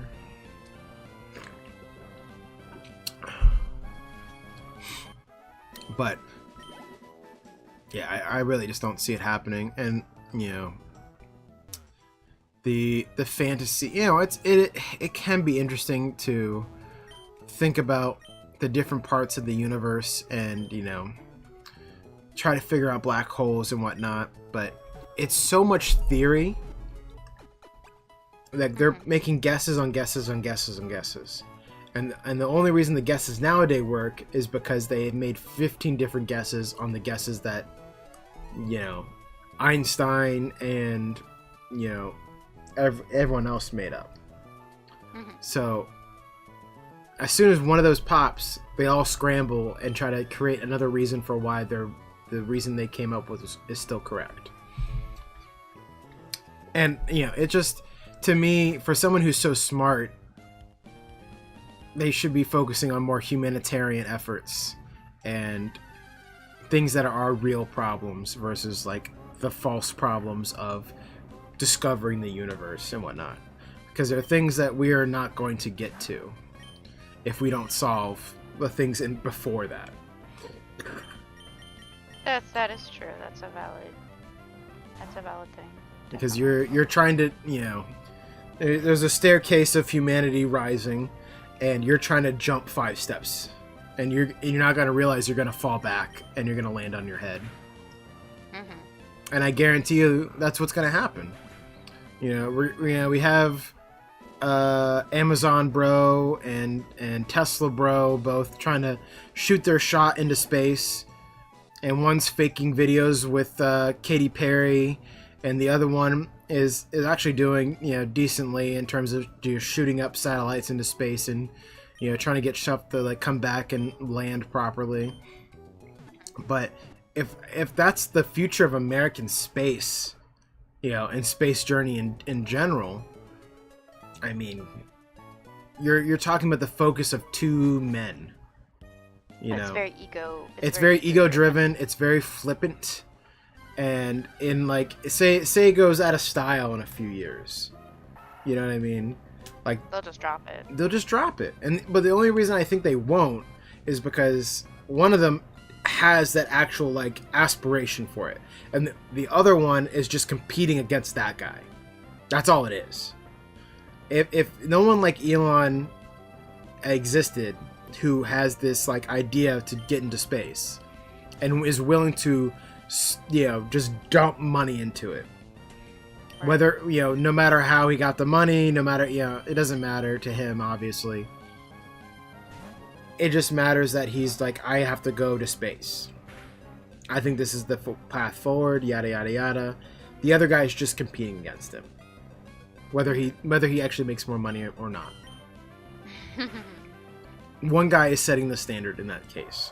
And if the future of humanity, like you're saying, going to space and discovering if dark matter is in black holes, yada yada yada, is permeated on the fantasy of one man, it's not gonna work. Yeah, we're toast. Because he's gonna die in what, 30 years or less? I can't see us getting that much further in 30 years, to be honest, than we already are. It's like, we'll have better technology to get up and down better. Will there be a better source of power than the like, you know, rocket fuel and stuff like that. Maybe. But maybe individual nuclear propulsion systems. like if they actually get the nuclear propulsion system going, that's the only way I can see that working out too. Because I mean, well, frankly, ironically, that is exactly the same propulsion system they use in Alien. That's the first movie, especially goes over that. They have a nuclear reactor on board, and that is what powers basically everything. And she sets up. It's the only feasible way to do it. Yeah, it's the only feasible way. It's the cleanest energy. It's the most like long-term energy, and the most power in general too. So And compact. And compact. So if you're powering an entire ship that's the size of a city, the only thing to do that is with nuclear power. So converting nuclear power into an engine that you can shoot through space. So whether it's like, okay, we use rockets to get this device into space, and then once it's in space, it can go forever. You know, whether it's one of those two things is the only way I can see that happening. / building it in space, like, you know, a lot of other fantasy entails, where you just like, you have to be able to build it in space because you're not going to get it from the Earth's surface to space. Right. And to It's too big. yeah, it's too big. So either then you have to build something else that gets those materials from the Earth to space. So then we're talking about a space elevator, or, you know, the like, which, you know, a couple fictions have used the space elevator as a way to get, you know, supplies to space that doesn't require rocket fuel, because there's only so much rocket fuel. Yeah, you can't. It's just continuous. Yeah, you just keep it going. It doesn't really stop. Yeah. Because all these materials weigh so much, and that's the main drawback with rocket fuel. The more stuff you transport, the harder it is, the more fuel you'll need. So it's like, I wonder, yeah, I'm sure someone's done the math, how much rocket fuel, you know, the world can create. Right. Because, I mean, There's only so much dinosaur goo in the world. so it's like, you know, do the math there. If you want to use your brain as a Mr. Physics man, you know, to hypothetical your way into space, hypothetical the math required to what is the ratio here?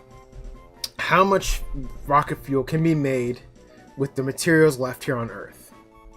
How much time would it take to create the rest of this kind of stuff? Are we already past that point? And if that's the case, give it up.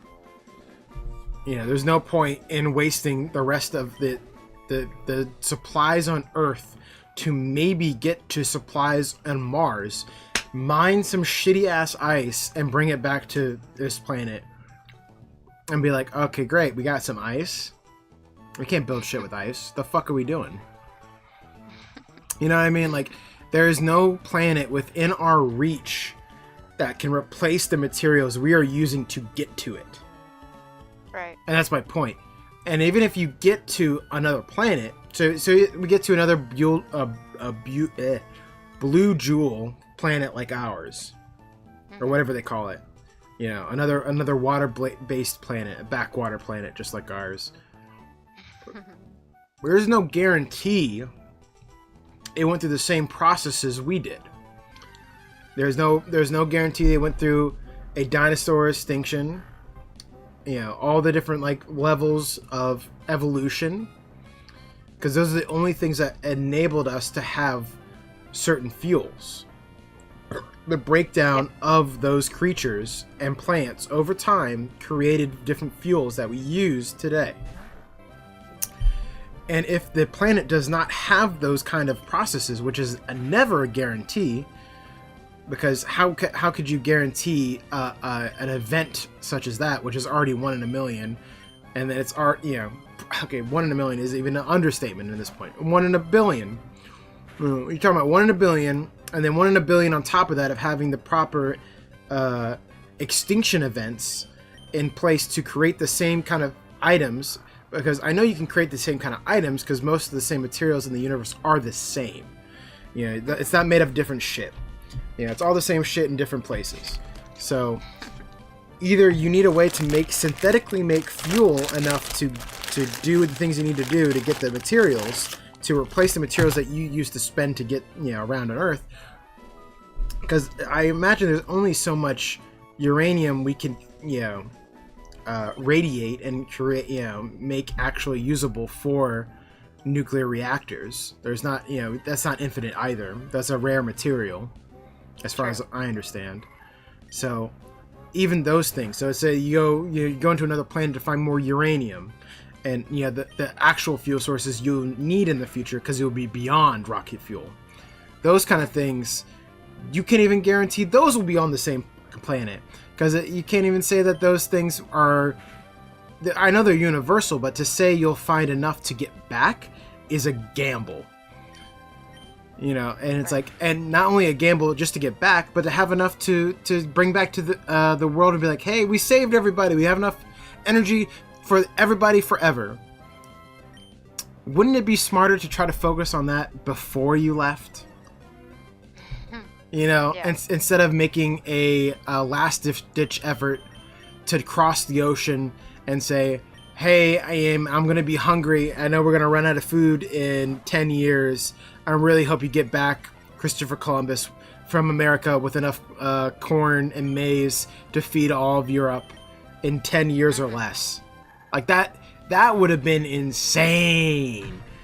But no, the reality is, in that scenario, if movies like copying the scenario of Christopher Columbus, if you want to copy the scenario of Christopher Columbus, you're talking about he went to a place that had untold riches. We're talking about Spain, the Kingdom of Spain, that had the most fucking gold and one of the biggest navies in the world. They were in a place of abundance before they sent him. They had money to burn to send his ass to fucking America. So, and it's that's the only way it's gonna work, in my opinion. You have to be in a place of abundance and security before doing some kind of bullshit like that. It's never gonna work before that moment, and you can't get to that moment unless you fix the problems that humans have now. And to fix the problems that humans have now, you can't focus on the stars. You have all these people playing these stupid games where they try to hypothetical their way out of the problems of today. It's no different from reading your vampire romance novels, in my opinion. You're traveling down the same road.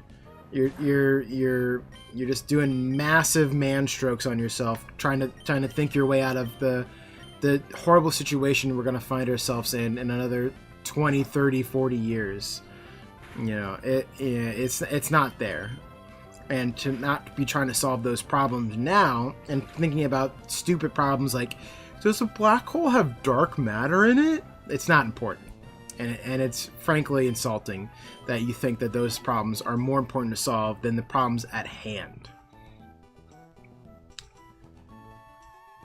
That's my rant. Yeah. Yay! Yeah. I know you don't necessarily agree with me, but I can't pretend like it's a good idea to think that these ideas are what is leading the world, because they shouldn't be, and B, they frankly aren't. It's a fantasy, and it's just playing fantasy with everybody else. It's playing fantasy with a bunch of people who know how to do math well. That's all it is. I mean, I can understand it from a intellectual level, for sure. But I guess from a scientific perspective, sometimes knowledge for the sake of knowledge can be important, because you never know where you'll be able to apply that knowledge elsewhere to help humanity in this case. But yes, a lot of it is inconsequential to everyday human life. That is true. So, but I love to learn and I love to know new things about the world and the universe, so I would never begrudge somebody learning about the world around them, because that is antithetical to my view as a person who loves science. But in my opinion, there's a difference between, the sake of knowledge of biology, learning about the environment around you, versus creating hypotheticals that have no basis in the reality that you can touch.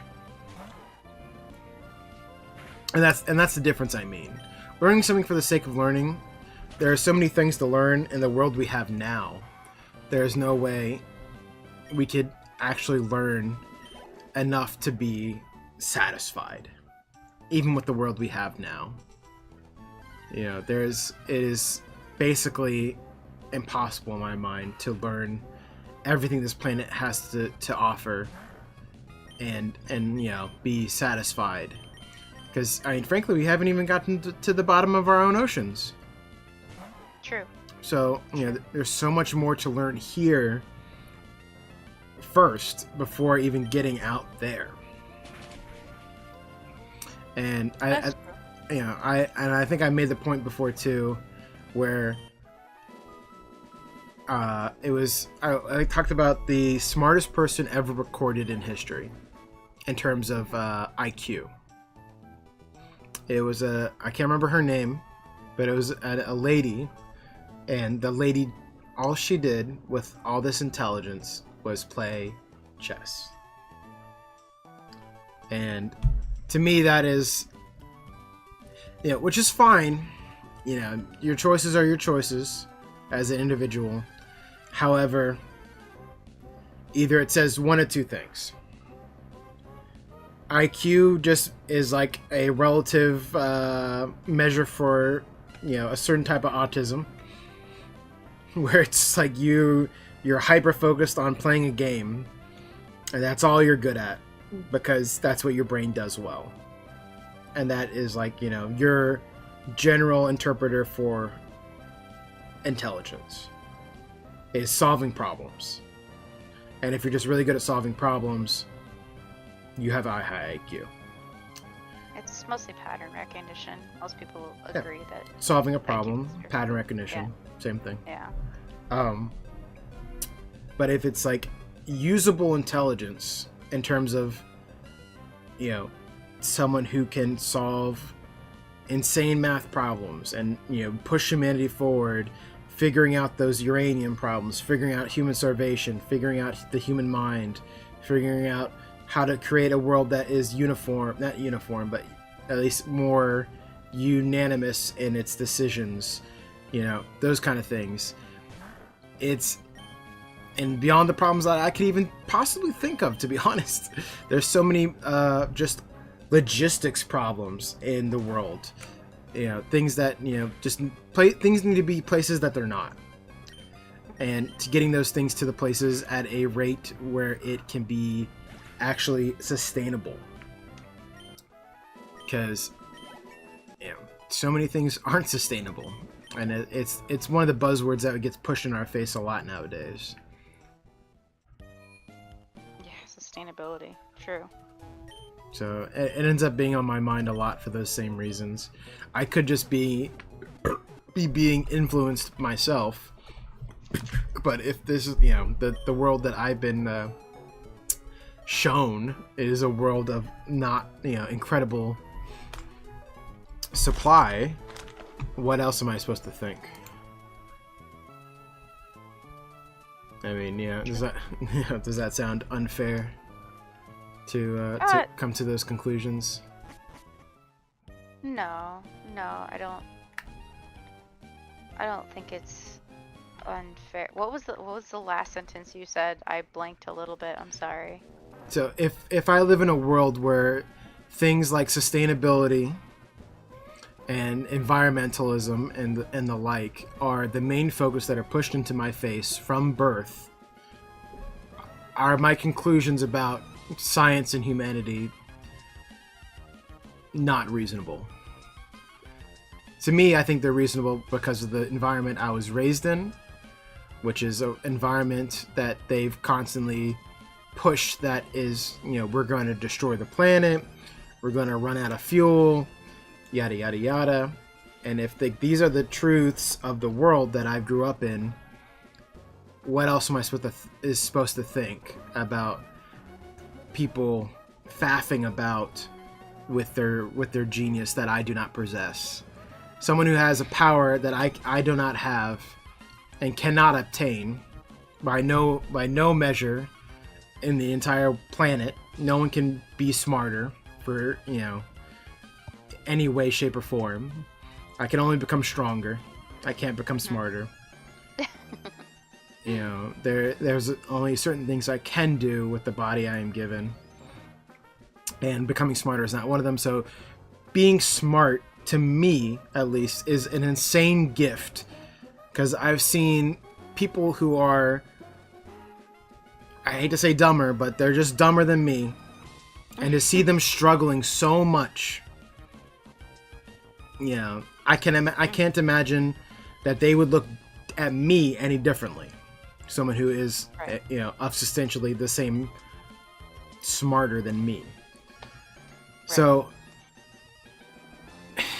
if you had such a gift from birth, a gift that cannot be possessed by anybody else, cannot be taken away from you necessarily even, why would you not feel like you have the obligation to use that gift to better humanity?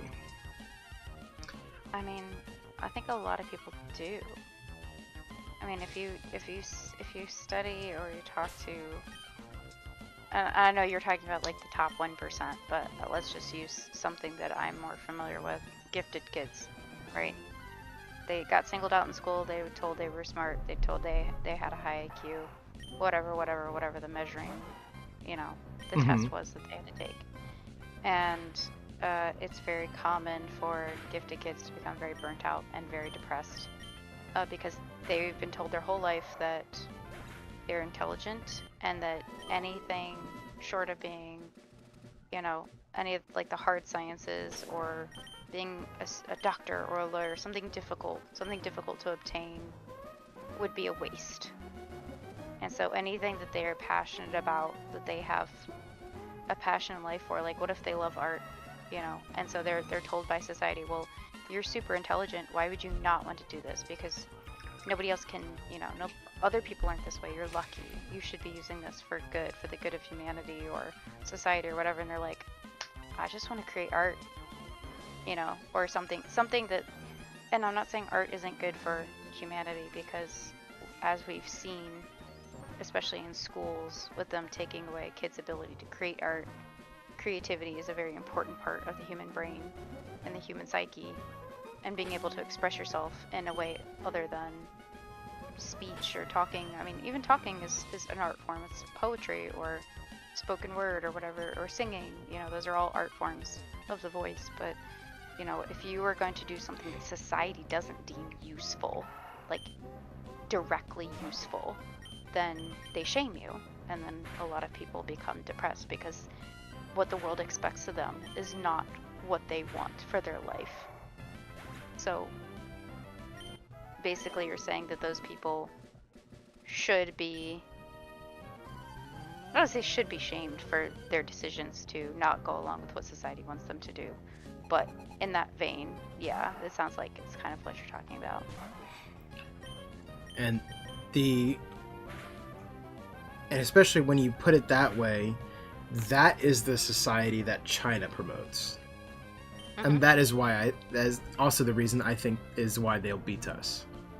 Is because they do force that mindset onto their youth. And they force that kind of like obligation to society. And why are you not a doctor? Why are you not a lawyer? Yeah. And like, I know you can. And they, sometimes they get really burnt out, but a lot of them do really well. Especially in our society, where they become superheroes, and it's like, oh, there's a person like that, and they just like they succeed really fast because everyone here isn't playing the same game they're playing. So, and that's the only part I really mean. Like, Japan does it too. I think Korea does it too. I know it's a gross oversimplification of those kind of societies. I only know this because I studied it for a while, with my Bachelor of Arts degree in history. And, as you know, I do appreciate art in all its forms as well. And, that includes history and historiography and all that kind of stuff as well. It's hard to push down. There's no real way to say this is the correct way. I am just putting hypotheticals out there, and in my mind, these are the conclusions I've come to. I'm not saying I'm right. I'm just saying it seems like you're wrong. Not you, but like that. The view of just like. It just automatically the viewpoint I become is like that's wrong. Yeah. Taking all of that into account, and that it's I don't know what you would call it, or if there's a simpler way to say it, but that's just the way I would think about it. Is like if you are thinking that this is the future of the world. I just don't think America has the right mindset for that. And yeah, I mean, we're very short-term thinkers as a society. And, we drastically need to fix, many problems in America. There's huge mental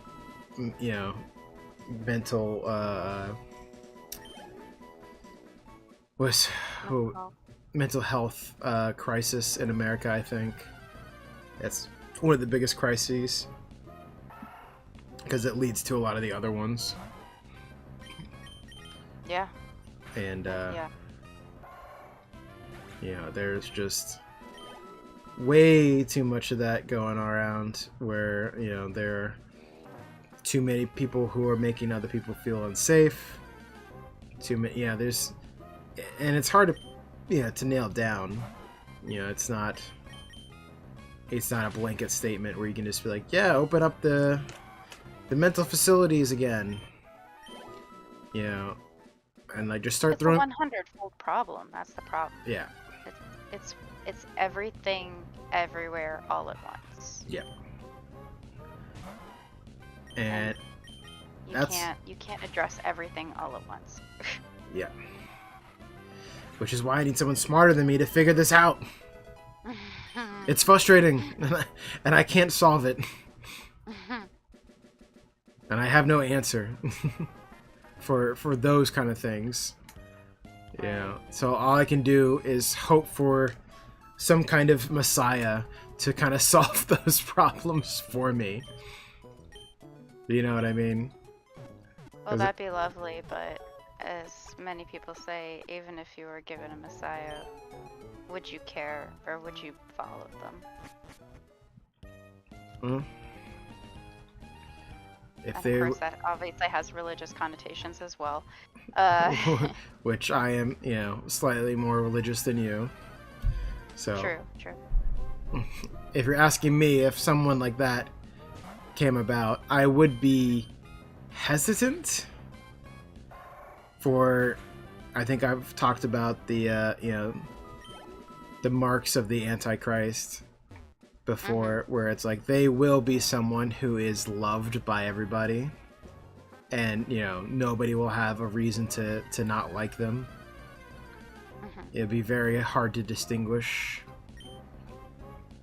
It was like because people, I remember all the videos, and I think me and one of my buddies, I think Doom and I had a nice nice is the funny word. Having conspiracy theory sessions is one of our fun pastimes, and we talked about the conspiracy theory, allegedly, just for recording purposes. Allegedly, none of this is true. I have no idea. I can't tell. This is rumors I've heard from someone else.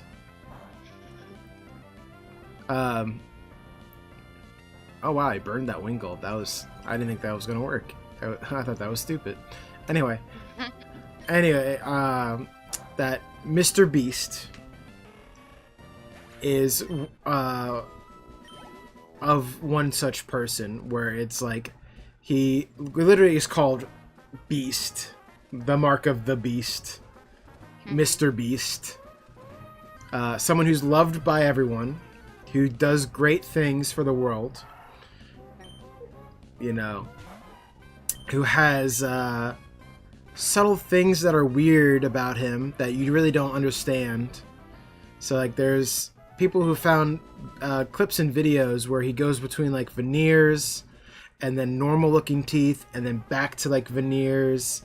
Like it's very weird. Like I've seen it myself where like there'll be like parts in a video where like he obviously records things at different times, which happens with all videos. I do it too. But you know, it'd be obvious that his face changes and stuff, and you're like, what is going on? Like, you know, like what's... I'm not saying anything nefarious happened, I'm just saying that's weird and I noticed it. You know? Botox and fillers are very common among folks that can afford them. Sure.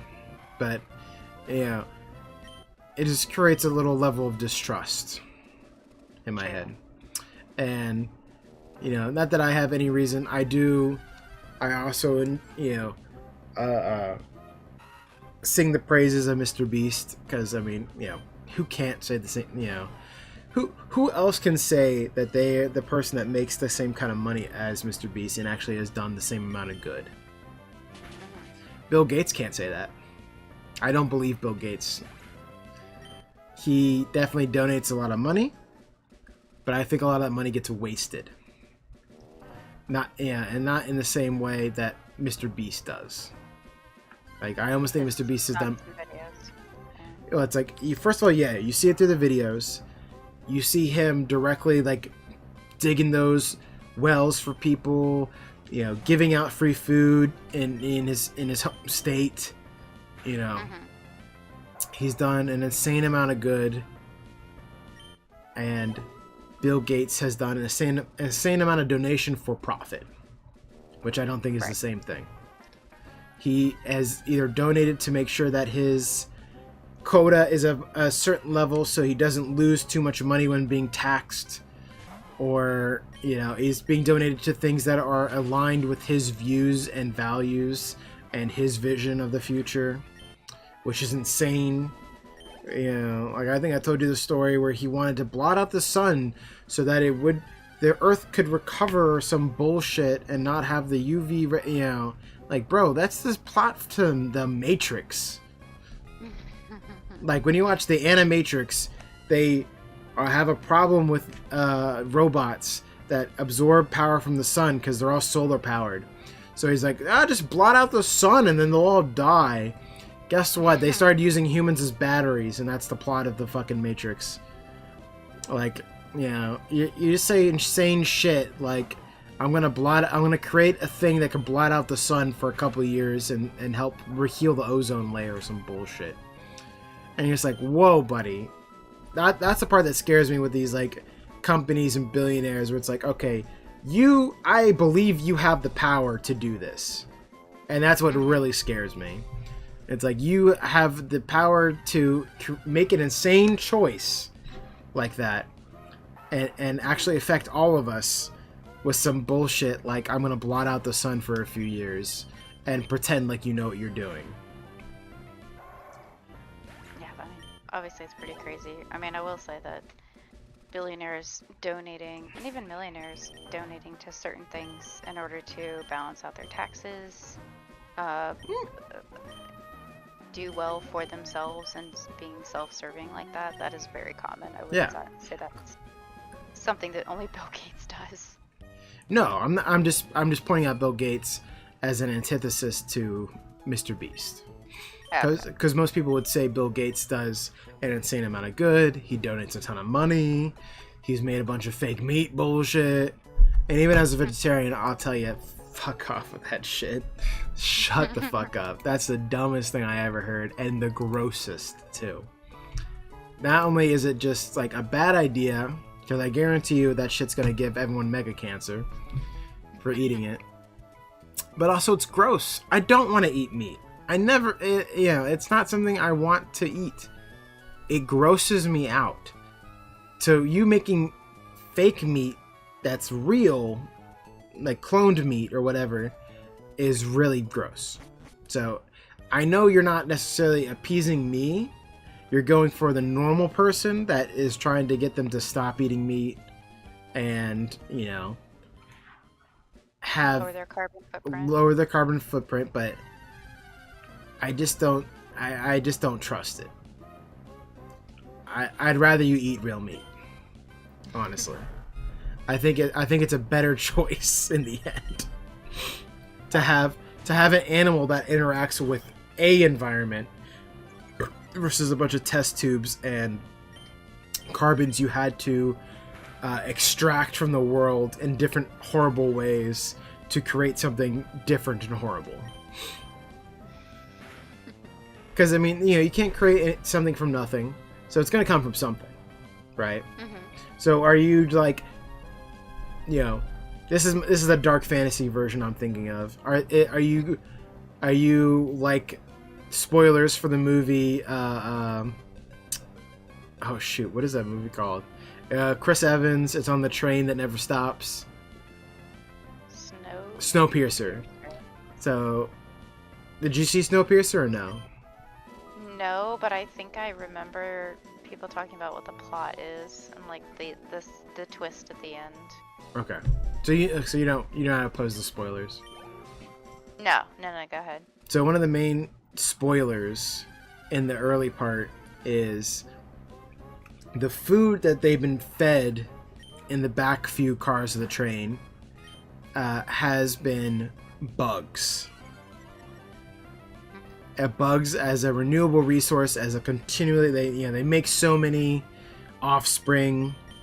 It's easy for them to just keep making bugs, and bugs eat bugs, and it's almost like such a renewable resource compared to growing fish in a tank, and what I mean. Mm-hmm. So they basically been breeding bugs, crushing bugs, and turning them into little jelly bars and feeding it to them. Okay, that's not as bad as I actually expected it to be. Okay. I expected it to be worse. Alright, well, yeah. And of course, you could always go down the Soylent Green that's aspect. what I was expecting. It's people. So, but I'm saying in the case in my mind, it's like they've been trying to get Americans to eat bugs for the longest time. Mm-hmm. 20 years I've been remembering them talking about using bugs in American culture for food because they want to replace meat. Mm-hmm.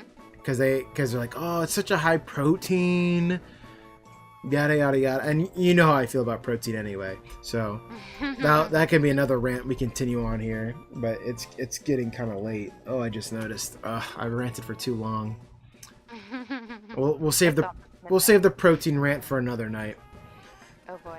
However, in my mind, I think he would do something insane, like have one of those insane cockroach farms and take all the bugs, break them down into basic carbons, and then remake it into fake meat or cloned meat.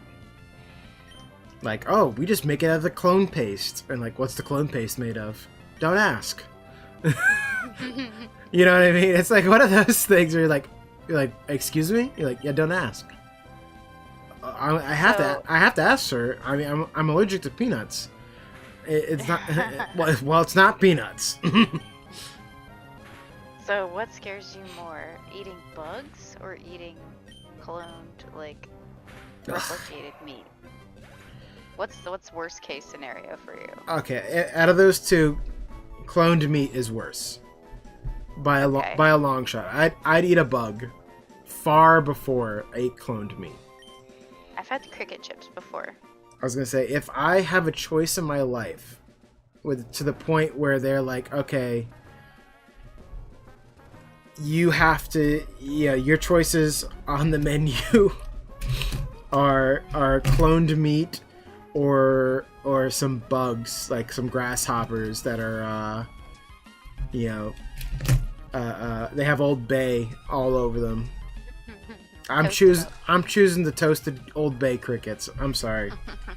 That the latter grosses me out on like two levels, because it's like, okay, meat grosses me out, and then on top of that, it's like the unnaturalness of it grosses me out. the fact that it's artificially derived. Yeah, and yeah, it's like, at least, because in my viewpoint, if I was going to, eat meat in a survival situation or something of the such, or if my life turned that way, I could totally see it still turning that way in the future, where maybe next few years I have a mind shift and I think it's okay to eat meat again, or something else happens in my life where it's like, it's gonna happen. Okay. I would rather eat the true God's creature than some emulsified lab experiment that was created by man. There's just something innately wrong with that, and that's been told to me that it's wrong since birth. It's like, it's the Jurassic Park thing. It's like, it's the greediness of a corporation. It's like, it's any one of those like many stories that you've either read or seen in a movie, where like it just is playing out in real life, and you just gotta go, I'm gonna have to pass. You know what I mean? Where it's like, I'm sure somebody's really excited about it. They're like, oh yeah, as soon as the clone meat hits the market, I'm buying it. Like, good for you. But to me, it's gonna come to fruition in the form of "I told you so." You know what I mean? Okay. Where it's like something is gonna be too good to be true, and I hate to be a FUD or an unk or whatever, but to me, it's just 100% that kind of thing, where it's just like, I'm gonna have to say "I told you so." And it's just gonna be one of those things where it's like, yeah, there was a reason nobody was going that way before you. And it's like, either figure out a better way to have cows or pigs or whatever integrate and have like a more reasonable way to have them be, raised and used for humanity's sake. I think that'd be a better avenue to go down. I forget the gentleman's name. I think there was a gentleman, if I'm going to make a side note here, who was able to repair a lot of Virginia's farmland via tactics that include cross-pollination, cross-harvesting, more natural ways of creating farm land, and actually getting a more natural way of growing crop. Having plants that deter plants. Plants that deter bugs, versus having just a ton of bullshit sprayed on them, etc. He had those kind of things that helped repair the area around the farm as well. Because a lot of times when you have farms, it just fucks up everything in the entire area, because you're spraying all this stuff. You're killing everything underneath the crop. You're killing everything near the crop. You're killing all the toads, the other things that eat the bugs, in the area as well. You're not just killing the bugs. You're killing everything that eats the bugs, everything around the bugs. You're creating a black hole in a natural cycle, and that fucks up a lot of stuff in any kind of farm area. So, in my opinion, I would say, if you wanted to make something better, follow that gentleman's example. I can't remember his name. If I ever do, I'll shout him out on camera because, I mean, he, like I said, he is one of those geniuses that I think, is going down the right path for humanity. Where it's like he is creating something that is solving a genuine problem. And that is single yield crop farming is a problem. It creates more problems than it solves. And monoculture is very dangerous. And monoculture is very dangerous. So having someone who's solving those problems is someone I do look up to. Unfortunately, I'm very bad with names. But he will, that kind of a mindset will always live rent free in my head, because that is what I think. Because A, it works, B, it's progressive, and and it's in tune with nature. People talk about what's it called? A cyberpunk future kind of stuff. And cyberpunk future is very dystopian. What people should be aiming for is solar punk. Solar punk, if you've never seen it, is a future bathed in technology that is in tune with nature.